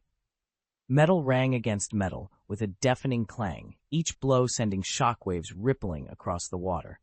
He parried, feeling the raw force of her strike reverberate through his arms. This was the first time Charles had truly sensed the terrifying power Ling Ling wielded. Yet even as the sea churned below them and the thundercloud groaned, he met her eyes and smiled. "Let's see whose strength carries the day," he called, tightening his grip on his blade, and the battle truly began. Both of them were blasted backward, hurtling dozens of meters through the air. Ling Ling grabbed hold of Zeus's thundercloud and used it to anchor herself, coming to a halt, but Charles had no such support. He flailed in midair for a moment, then summoned every ounce of willpower to take several desperate steps aloft before lunging toward the nearby island. Chapter 417. Katakuri Charles skidded to a halt on the unfamiliar island beach. Behind him, Charlotte Ling Ling's furious shout tore through the night air. "Charles, don't even think about running away." Running wasn't his goal. He simply needed open ground to fight. With a casual backward swing of his sword, he cleaved through the salt spray. Emperor's sword, broken blade, a silver shockwave rent the sea itself, hurtling straight toward Ling Ling. She snarled, summoning golden Promethean flames that roiled like living embers around her. The fire met the incoming blade energy in a thunderous collision. "Charles, die!" she screamed, slashing through the blade's edge to shatter it. In the glare of that explosion, Charles whispered an incantation. A living thundercloud crackled into being in his hand, Zeus, his devil fruit creation. Lightning arced from the storm toward his other hand, where it coursed along his seven-star sword. "Zeus, strike!" Jolts of electric fury shot at Ling Ling, illuminating her fierce red eyes. She gripped her sword tighter, channeling the bolts into the blade. The lightning splintered and scattered harmlessly into the dark ocean. "Thunder," she muttered. In the next heartbeat, she lunged. With one hand, Ling Ling seized the roiling thundercloud Zeus. Sparks danced across her fist as she compressed the storm's energy into a single, devastating strike. "Shock you lay!" Her electrified punch slammed into Charles's sword, sending a ring of sparks flying. Clang! He locked his blade horizontally, feet braced against the shifting sand as the force buckled his knees. Gritting his teeth, Charles held firm, eyes meeting Ling Ling's through the crackling heat and lightning. The island trembled with their power. Neither was willing to yield first. Thunder and lightning raged all around Charles as if possessed. He stood his ground fully armed, a fierce aura crackling around him. The bolts of electricity struck his armor again and again, and yet nothing broke through. "Fire from the sky!" Ling Ling shouted, raising Prometheus in her left hand. With a savage swing, she hurled the blade straight at Charles. The impact detonated like an explosion, sending Charles hurtling backward hundreds of meters. Flames roared behind him, but his black and green battle aura flared to life and shielded him completely. He landed on his feet, unharmed. "You really do have every trick," Ling Ling taunted, storm clouds gathering at her back. Crackling energy twisted into blazing tendrils around her. "Skyfire barrage!" Before Charles could form a plan, a molten fireball plummeted from above. He reacted instinctively, slicing his sword through the air. The inferno split in two, streaking past him, and then both halves erupted in tremendous blasts that set the earth ablaze behind him. "Wei Guo!" Ling Ling howled, charging forward. A blink later, a vicious slash of purple lightning shot toward Charles's feet. He sprang backward just in time. The ground he'd stood on shattered under the strike, hurling him aside. Charles landed on all fours, picking himself up with a grin. "One flashy move after another," he said. "Well then, try this." He raised his sword high. "Demon Sword Badian!" A suffocating black and green aura surged around him, filling the battlefield with overwhelming power. Red and green arcs of lightning danced around Charles's seven-star sword as he lunged forward with a brutal slash. His overlord aura blasted outward in a swirling vortex that slammed straight at Ling Ling. Her eyes widened as the shockwave tore the air to shreds. Instinctively, Ling Ling summoned her ultimate weapon. The massive cannon known as Napoleon emerged in her hands, shrouded in the golden flare of Prometheus's solar fire and the crackling storm of Zeus's thunderclouds. "Sound cannon!" she shouted. A beam of dense, searing laser light flared from Napoleon, piercing straight through Charles's overlord aura. At the same moment, Charles's blade sliced through the laser beam. The collision unleashed a deafening explosion of energy. A tyrannical force rippled outward, hurling both fighters off their feet. Chunks of earth and rock exploded in all directions, and the surrounding sea churned into a towering wall of water. The island trembled under the impact. "So strong," Caesar whispered, eyes fixed on the island. He watched as Charles's father and Ling Ling themselves stood momentarily stunned by the raw power between father and son. "I always thought Charles was just some upstart trying to make noise with his father away," Caesar continued, voice low. "But today, he's proven himself every bit his equal." Silence fell over the spectators. All were riveted by the titanic duel, their faces illuminated by the lingering crackle of energy. Barrett's eyes gleamed as he let out a slow, impressed sigh. The afternoon sun hovered above the archipelago as the Big Mom pirates watched the clash unfolding on the island below. Katakuri's normally impassive face was tense, his eyes tracking every movement. "Rockefeller Charles actually blocked Mother's attack," he murmured, astonished. For most of Big Mom's children, their matriarch was supreme, unstoppable. Yet here was someone who could stand toe-to-toe with her. Katakuri turned to his siblings and warned, "Don't underestimate the Rockefeller pirates. They made a name for themselves long before Mother did."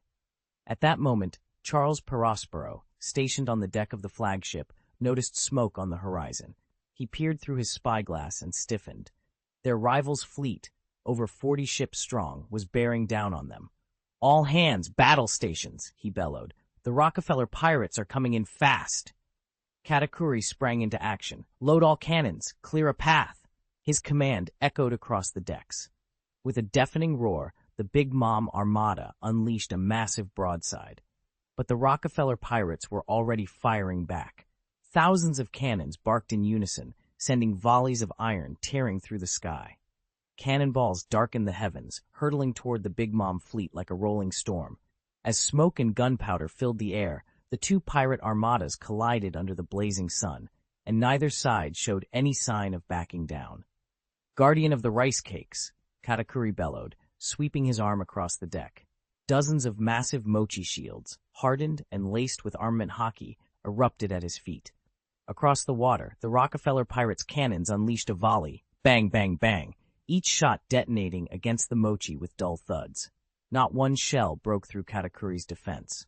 As the bombardment ceased, he drew the shields back into his form.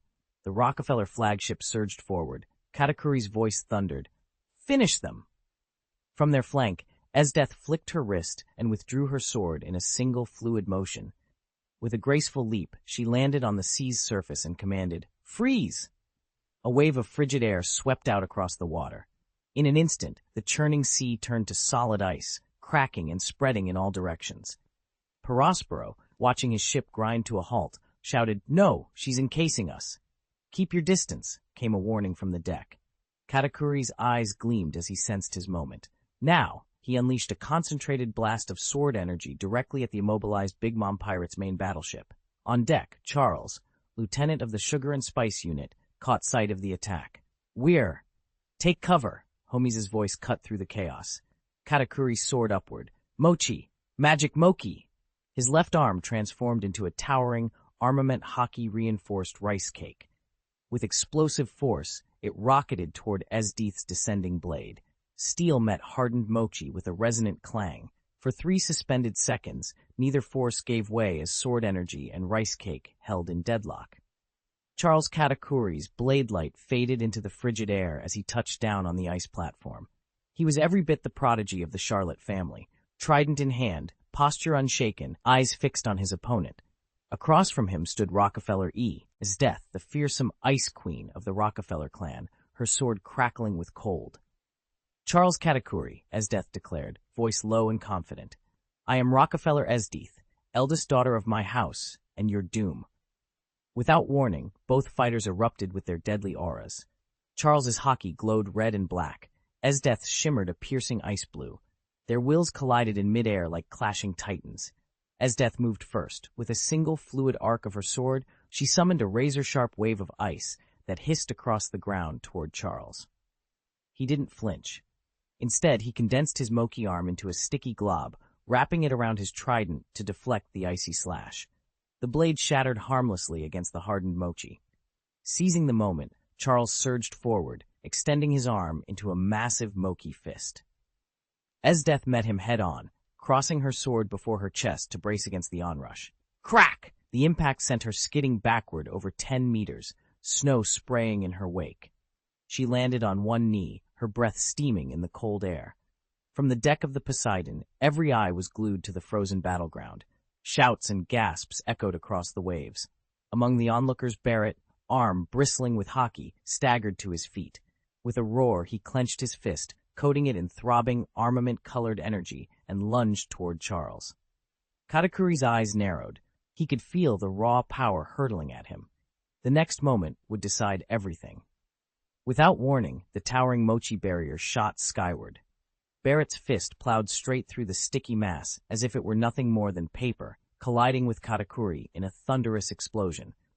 The impact sent Katakuri hurtling hundreds of meters across the battlefield, skidding to a halt in a vast cloud of dust. Now, unleash the Queen Mother's anthem, came the urgent command. Chapter 418, Barrett vs. Katakuri. Katakuri! Brother Katakuri! The Charles family members cried out in alarm as Barrett's surprise strike landed. Katakuri skidded across the ice, a thin line of blood trickling from the corner of his mouth.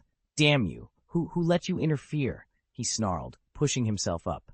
Esdeath narrowed her eyes at Barrett, embarrassment and indignation warring on her face. This isn't a ring match, it's a battlefield. Barrett's gaze remained eerily calm, unmoved by her outburst. Esdeath caught her breath and fixed her stare on him, trying to read his expression. For a long moment, neither spoke. Then she gave a derisive snort and fell back a pace. Barrett ignored her retreat. His focus was entirely on Katakuri, who was rising again, determination blazing in his eyes. He's even stronger than I thought, Katakuri muttered to himself. In an instant, Barrett's fists glowed with a domineering aura. His feet barely seemed to touch the ground as he tapped into his devil fruit power. Black wisps of energy spiraled around him like restless ghosts, boosting his speed and strength to extraordinary levels.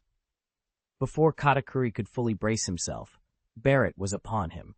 Clashing steel rang out as Katakuri's Haki-infused trident met Barrett's mighty blow with a deafening bang. Sparks flew where punch and weapon connected, and the very air trembled with the force of their collision. Katakuri staggered backward, teeth gritting. Barrett steadied himself, eyes locked on his opponent, ready for the next exchange in this titanic duel. Katakuri's expression darkened, and he let out a derisive snort. The veins on his arm bulged as he gathered his strength. "Mochi rice cake!" he roared, driving his left fist toward Barrett's face. But Barrett didn't back down. With a cruel grin, he caught Katakuri's punch in his right hand and yanked it fiercely, sending Katakuri hurtling headlong into the ice wall. Katakuri barely had time to register the danger before Barrett leapt up, hoisted him into the air, and flung him skyward. As Katakuri plummeted, Barrett's fist crackled with power. Katakuri's devil fruit ability flared, warning him of the incoming blow, but knowing it was coming didn't help him dodge. A thunderous impact echoed as Barrett's punch slammed into Katakuri's chest. His coat tore apart, revealing the lower half of his bloodied face. The Rockefeller pirates froze mid-cheer. "Murloc," someone whispered in disbelief. Katakuri crashed into the ice floor of the pit, blood oozing from his mouth. He lay there, utterly still, his body refusing his commands. "Brother Katakuri," someone shouted, but no answer came. The gathered pirates exchanged panicked glances, unable to believe the sight before them. Everyone from the Charles family sprang into action at once. Lick, lick. Prospero hefted his sword and unleashed a concentrated wave of blade energy at Barrett. Barrett didn't even budge. He simply raised his right fist and stopped the attack cold. The energy fizzled harmlessly against his arm. "Trying to gang up on me? Be my guest," Barrett called, his voice booming over the deck. A terrifying, domineering aura rolled off him like a storm cloud, just as oppressive as their mothers. Several Charles children who'd rushed forward to attack him were sent flying backward the moment they felt that overwhelming presence. Prospero's heart skipped a beat. Barrett's sheer force of will was every bit as formidable as Big Mom's. Meanwhile, on the Rockefeller pirate ship alongside them, Caesar lay sprawled against the rail, watching Barrett's display with amused detachment. Look at him go. Brother Barrett's tearing them apart one by one, he drawled. Esdeath stood quietly nearby, her eyes narrowed in interest as she observed the skirmish. Elsewhere, the rest of the Rockefeller crew were already locked in combat with the Big Mom pirates. Compared to them, the Charles kids were practically idle. Without their captain, these Big Mom goons are worthless, one Rockefeller pirate scoffed. Caesar followed, the retreat of the battered Big Mom fighters with a smirk. See that? He said, raising an eyebrow. That's what happens when you face the wrong opponent. Esdeath's cold eyes flicked over to Caesar. A barely contained murderous aura pulsed around him. Aha! My apologies. I misspoke. Charles Katakuri is no pushover. I can't be certain of anything. Caesar waved his hands in a desperate flourish. Esdeath spared him a sharp, dismissive glance before turning her gaze back to the battlefield. In the ruined courtyard below, Barrett had already single-handedly routed the entire Charles family. Cries of "Help!" and "You bastard!" filled the air as terrified scions of the once proud house scattered among the wreckage. At the center of the destruction lay Charles Katakuri, frozen solid in a massive block of ice. His ears burned with the anguished wails of his kinsmen. Each scream felt like a blade twisting in his chest. Then, without warning, the ice began to fracture. Katakuri's form shimmered and softened, his body taking on the consistency of glutinous rice. The ice cracked, water streaming down in rivulets as the rice-like substance spread, melting the chamber around him. In an instant, his indomitable spirit flared to life once more. With a surge of power, he rose from the icy tomb and hurtled toward Barrett. Barrett's attention snapped to the melting pit. Across the slick surface, sticky white blobs rippled outward like living clouds. He stared, cold dread creeping to his veins as he recalled a warning from his captain. When a devil fruit user awakens, they can transform more than just themselves. They can reshape their surroundings. An awakening? Barrett whispered, his voice tight. I've never seen it before. On the deck of the ship, Esdeath watched in silence. As the unnatural tide of rice eddied around Barrett, she exhaled softly. Charles Katakuri. Her words drifted away on the wind, a promise and a challenge in equal measure. Esdeath's eyes snapped open the moment she saw him. I remember you, she said, stepping up beside her brother. Caesar Schultz rolled his eyes. Sister, don't pretend you forgot. My devil fruit power has awakened too.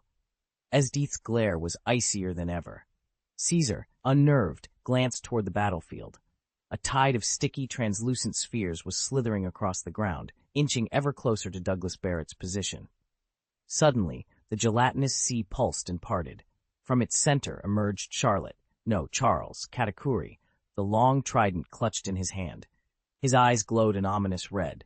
Douglas Barrett, he intoned, you will pay for every crime you've committed. Barrett laughed, a harsh, dismissive sound. You've got guts. Let's see what you can do. Without another word, Katakuri raised his trident. The surrounding orbs of sticky mass writhed, pressing inward like living walls. In seconds, they fused into a single, semi-solid chamber that sealed him and Barrett inside. Barrett's sneer wavered for just a moment. So this is your trick? He taunted, slamming a fist against the pulsating walls. But before he could strike again, dozens of inky black spikes shot through the barrier, each one crackling with latent energy. They grew at impossible speed, their tips aimed straight for Barrett. His eyes widened. This isn't good, he muttered, bracing himself. As the spikes slithered closer, Caesar and Esdeath watched from the edge of the clearing, their expressions a mix of anticipation and wariness. Whatever happened next, the battlefield had just become even more dangerous.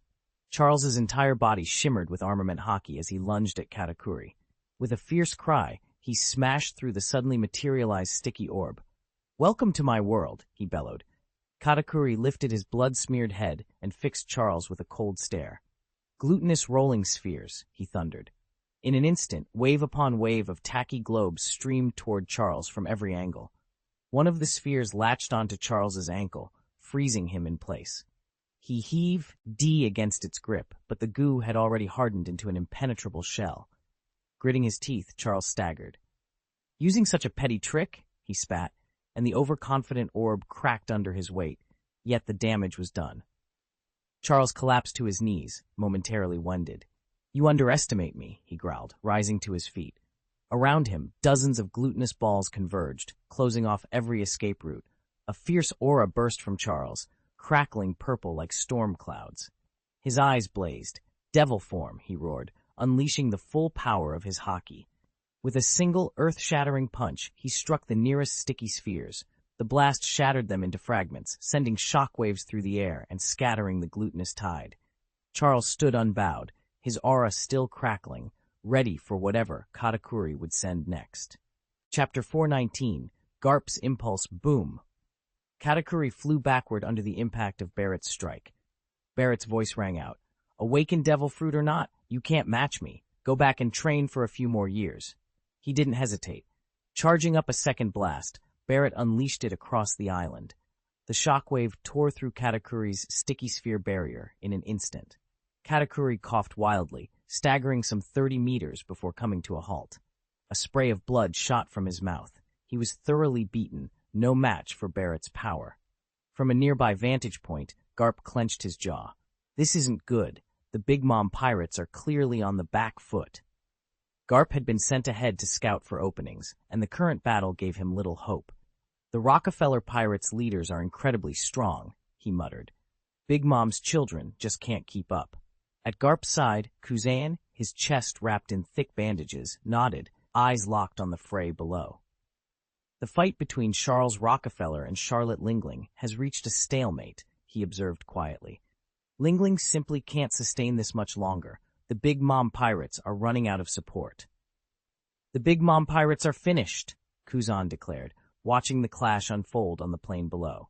At first, Big Mom's children held their own. Carter, Paul, and the others managed to stalemate their foes. But everything changed the moment the Rockefeller heirs arrived. Once the three pillars of the Rockefeller pirates, Esdeath Rockefeller, Caesar Rockefeller, and Tesla Rockefeller, joined the fray, the battle turned into a rout. And to make matters worse, Charles Katakuri, the crown jewel of the Charlotte family, found himself completely outmatched by Deputy Captain Douglas Barrett. In every respect, victory now belonged to the Rockefellers. Admiral Garp shrugged off his navy cloak and fixed his steely gaze on the field. "It's time I did something about this," he growled. Kuzan shot him a warning glance. "Admiral, Fleet Admiral Sengoku has forbidden any navy interference. We can't step in until both sides have weakened each other completely." Garp's jaw tightened. "Those Rockefeller pirates wiped out tens of thousands of our best, right here, right now. How long are we supposed to wait?" "Let me go," Garp bellowed, spinning on his heel to seize Kuzan by the collar. "Don't try to stop me. This fight is mine." Before Kuzan could answer, Garp hurled himself forward, roaring his trademark attack. Galaxy Impact. Elsewhere on the deck, Barrett was winding up for a devastating blow against Katakuri when the air above them rippled with a terrifying energy. He froze and looked up. A single figure hovered overhead, radiating power so intense that every foot soldier on deck fell silent. The shockwave thundered outward, cutting through the clash of blows and halting Charles and Charlotte Lingling in mid-swing. The two duelists stood sword to sword, each waiting for the other to move. Then Charles's eyes flared with determination. "Cap!" he shouted, and in one fluid motion his blade swung up and caught Linlin's sword, Napoleon, in a perfect parry. The force of the blow drove her backward nearly 10 meters. Before Linlin could recover, Charles spun and plunged his sword toward Garp, the blade's energy slicing the air. He followed through in a low, powerful lunge. At that moment, Garp's fist rocketed into Barrett's guard. The impact unleashed a second shockwave so immense that seawater cascaded backward and frozen shards of ice scattered like bullets across the deck. 3 fierce battles now raged under the same exploding sky. Garp against Kuzan, Barrett against Katakuri, and Charles forging his own path through the chaos. Each combatant braced for the next titanic collision, where only one force could emerge victorious. Barrett's body vanished beneath the churning waves, hurled into the sea by the brutal cannon fire. On the deck, Katakuri lay sprawled atop a mound of bloody rice cakes, every inch of him drenched in deep crimson. Charles watched in horror as the scene unfolded. "Garp, how dare you lay a hand on my son?" Madame Ling cried, leaping onto the steaming thundercloud Zeus and hurtling herself at Admiral Garp. Steel rang against steel as her sword slammed into his outstretched fist. Garp's eyes blazed. "Charles, you must atone for the 10,000 wronged souls of the Navy," he thundered. Before Charles could steady himself, Garp's punch rocketed forward. The blow smashed into Charles's cheek, sending him reeling. Shaking off the daze, Charles thrust his own fist into Garp's wrist. The collision echoed like a cannon blast, and both warriors were flung backward, crashing hard before skidding to a stop nearly 100 meters apart. They rose in unison, bloodlust in their eyes. Garp charged first. Madame Ling raced in to block him. With a feral backhand infused with Conqueror's Haki, Garp struck her blade, sparks flying. "You'll regret this," she spat defiantly. From the opposite flank, Charles lunged, blade aimed straight for Garp's side. In a heartbeat, Garp caught the sword with his free hand and unleashed a brutal punch into Charles's ribs. Clang! Steel clashed against iron, and all three found themselves suspended midair, weapons locked against Garp's indomitable fists. "No one interferes in my fight with Garp," Charles roared, every ounce of his resolve blazing through the clash. Chapter X. This is the new world. The Navy's reach ends here. Charles vaulted forward, sword in hand. The blade shimmered with his sovereign aura as he drove it toward Vice Admiral Garp. Well, Garp, your arm's grown far too long." At Charles's side, Ling Ling lifted her gleaming longsword, infusing it with a fierce, domineering energy. With a simultaneous roar, the two pirates unleashed twin slashes that cut through the salt-laden air. Garp's massive muscles tensed. "Pirates, don't get ahead of yourselves." With a defiant snarl, he bristled in a surge of Haki-infused power, stepping into their blades. The clash of their weapons and his iron-hard fist detonated in midair, sending shockwaves thundering across the sea.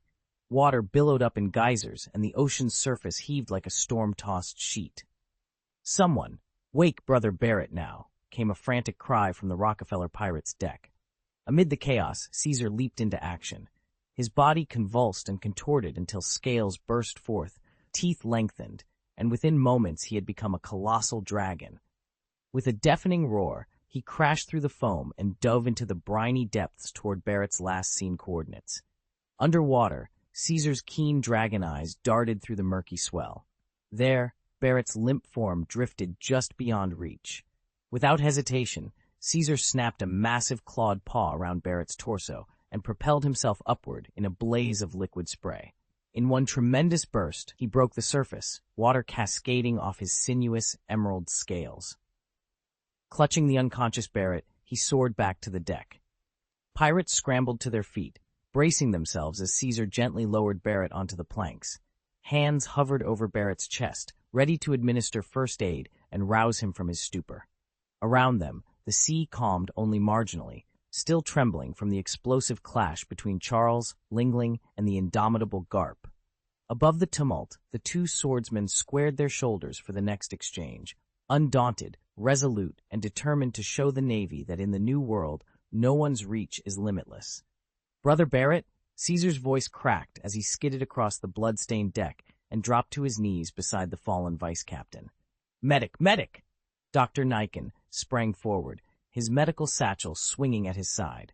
After a rapid examination, his face went pale. "He's critical. Severe internal injuries. We have to get him to the infirmary right away." Caesar nodded and, with all his strength, lifted Barrett into his arms. Together, they dashed below decks, the doctor barking orders as they ran. On the main deck, the Big Mom pirates were doing the same for Cat, a Kuri. He lay limp in their arms, unconscious, but at the last moment he had shaped his mochi into a floating rice cake, keeping himself from sinking. "Over here! Medic! Katakuri's hurt!" one pirate called out, pointing toward the ship's gangway. Both crews scrambled to tend their wounded. No one, however, had expected Vice Admiral Garp's sudden appearance. From the quarterdeck, Admiral Kuzen watched in disbelief as Garp squared off alone against two fearsome opponents. "Send an urgent dispatch to Navy headquarters." Kuzan barked to his runner. "Garp is engaged with Rockefeller Charlotte and Charlotte Linlin. Request immediate support." The messenger snapped to attention. "Yes, sir." With that, he turned and sprinted for the cabin to relay the critical news. Garp's sudden move set off an unexpected chain reaction. Charles and Ling Ling, who had been locked in a fierce duel just moments before, abandoned their rivalry and teamed up, unleashing a relentless, coordinated assault on him. At first, Garp parried their blows with effortless skill, But as the onslaught intensified, the battle's danger surged to a whole new level. Chapter 420, Navy Headquarters Fleet. Admiral Sora's morning calm shattered when a breathless messenger burst into his office. What? Garp attacked both the Rockefeller pirates and the Big Mom pirates at the same time? Sora demanded, striding to his desk. Sir, it's worse than that, the messenger panted. Lieutenant General Garp is currently besieged by Charles Rockefeller of the Rockefeller Pirates and Charlotte Linlin of the Big Mom Pirates. His situation is extremely dangerous. Sora slammed his hand onto the desk, rattling the holocom terminal. I've told him time and again, no unauthorized skirmishes. Why does he keep disregarding orders? The very rafters seemed to tremble under his furious roar, drawing alarmed stares from every officer in the room. Lieutenant Kogan cleared his throat. Admiral, with Charles Rockefeller and Charlotte Linlin combining their forces, Garp is clearly outmatched. Now isn't the moment for recriminations. Sora ground his teeth. Then we have no choice. Order Garp to withdraw at once. I'll send Admiral Sengoku into the New World for backup. He tapped a series of commands on the holodisplay, then turned to his staff. Prepare Sengoku's flagship. He sails immediately. Alert every available unit to stand by for further orders. Moments later, Admiral Sengoku entered the chamber, his expression grave as he studied the battle unfolding on the holoscreen. So Garp's tangled with two Yonko-linked crews at once, Sengoku murmured. This could escalate beyond anything we've seen. Sora gave a curt nod. Exactly. Get Garp to fall back and hold position until you arrive. We can't afford to lose one of our greatest heroes today. Sengoku saluted and moved to issue fleet commands. Outside, the distant thunder of clashing wills reverberated across the sky. Lieutenant General Sengoku threw the Navy's cloak of justice over his broad shoulders and sprinted down the dock to the waiting warship, the fastest vessel in the fleet.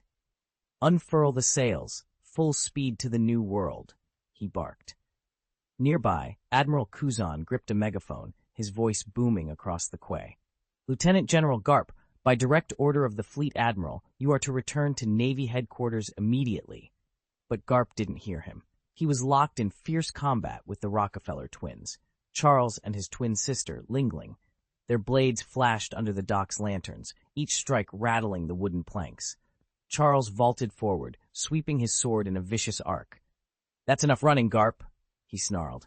His blade rang against Garp's armor, tearing through the uniform and exposing bronzed skin. Steel bit into flesh, carving a deep groove down to the bone. Garp roared, staggering back toward the water's edge. Seizing her chance, Lingling leapt in with a high, gleaming slash. Yield now, before you get yourself killed. Garp slammed up his armored forearm to meet her blow. The impact jarred his bones, but he planted his feet and bundled her aside, sending her skidding across the deck. Blood spattered from the wound on Garp's back. He wiped it away and spat out a laugh. You two really think you can pin me down? He steadied himself, sword at the ready. Charles brushed a strand of hair from his forehead, eyes cold as steel. There's nowhere left for you to run. Without hesitation, he lunged again. The crash of clashing blades echoed through the harbor as the struggle for supremacy and control of the New World raged on.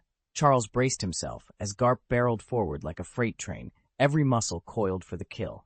With a roar, Garp's fist thundered into Charles's blade.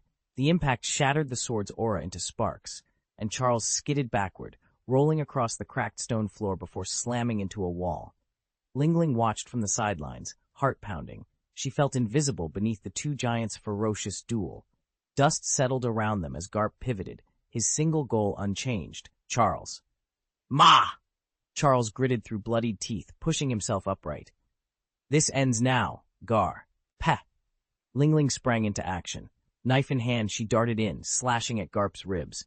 He snarled, deflecting her blow, but the momentary distraction was all Charles needed. He lunged with renewed vigor, steel whistling through the air. They fought without pause for 3 days and 3 nights. Each clash of blade against fist rent the air like thunder. Charles and Lingling, locked in a desperate dance of offense and defense, found strength in each other's resolve. Garp, however, was fraying at the edges. His once impenetrable guard bore deep gashes, knife slashes from Lingling, sword cuts from Charles, and his chest heaved with every breath. Still, His eyes remained fixed on Charles, unyielding. Charles's shoulder bled freely, staining his sleeve crimson, but he refused to waver. "Garp," Charles rasped, raising his blade for another strike. "Today you die." At that instant, their ally Xia Luo dashed from the shadows. He swung his sword in a broad arc aimed at Garp's flank. Bang! The echo of steel on steel rang out, and all three combatants froze for a heartbeat, each poised for the final, decisive blow. Garp roared as the dark blade tore into his chest. Blood spurted out, and he staggered back, the deep, jagged scars beneath his skin sending fresh pain through his bones. He glanced toward Charles and Lingling, especially Charles, whose eyes blazed with pure hatred. A cruel smile curved Charles's lips. "Admiral Garp," he spit, voice cold, "today you die."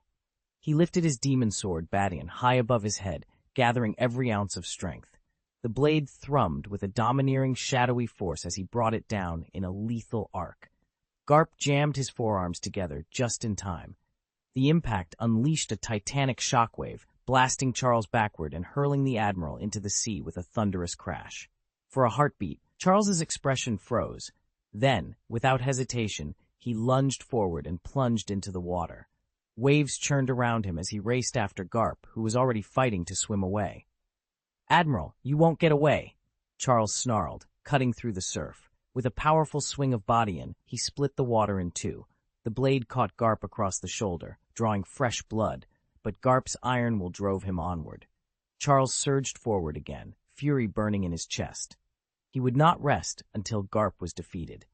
Kuzan barely registered the naval warship beginning its retreat before a blade of pure, searing light shot upward and hurtled straight at him.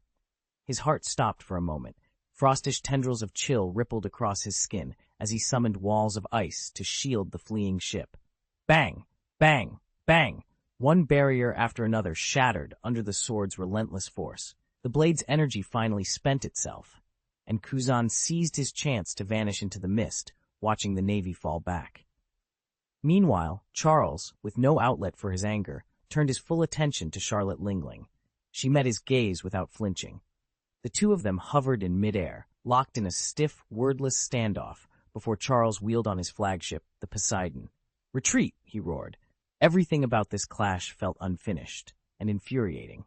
Admiral Garp's sudden arrival had thrown Charles's carefully laid plan into chaos. Worse, Garp had zeroed in on Charles, leaving him battered and bloodied. If the fight had continued, it would only have spelled disaster for him. From her lofty perch, Charlotte Lingling watched the Rockefeller pirates make their orderly exit without so much as lifting a finger. Then, without another word, she turned and flew off into the sky. Charles's strength had far exceeded Big Mom's wildest expectations. It had been ages since she'd seen him so formidable. The boy who once cowered beneath her on the Rock's pirate crew had transformed into someone even she dared not underestimate. Back then, Charlotte Lingling had never taken Rockefeller Charles seriously, but his recent deeds in battle had shattered any lingering doubts. He had slain Kaido with his own hands, and Zeus now rested on the deck of the Queen Mama Anthem, walking upon thunderclouds at his feet. "Mother!" Charles called out, his voice ringing with pride. Big Mom surveyed the children clustered around her, all of them battered and bandaged. A fierce joy ignited in her chest. "Back to Cake Island," she ordered, turning on her heel and striding toward her cabin without so much as a second glance at the injured. With her command given, both sides pulled back, and the sea beneath them stilled. The wreckage of collapsed buildings and shattered fortifications on the islet stood as grim testament to the ferocity of the battle they had just fought. Elsewhere, Kuzan had slipped away from the fray, determined to pick up the trail of Garp. As he strode across the deck of the marine flagship, a sudden shout cut through the air. "Kuzan!" He snapped his head up. Not far off, a small speedboat hurtled through the water, closing the distance to the warship in mere seconds. Eager to mount a swift rescue, Sengoku plunged into the new world alone. Leaving his fleet behind was a gamble few would dare. Word of his lone wolf arrival spread like wildfire, and every pirate captain for leagues around had their eyes glued to his flagship. On the bridge, Sengoku's gaze snapped to Kuzan. "Where is Garp?" he demanded. Kuzan's shoulders slumped. "Lieutenant General Garp is missing," he replied, sorrow lacing his voice. Missing? Sengoku's tone cut through the tension. He was struck overboard by Charles, Kuzan explained, his eyes troubled.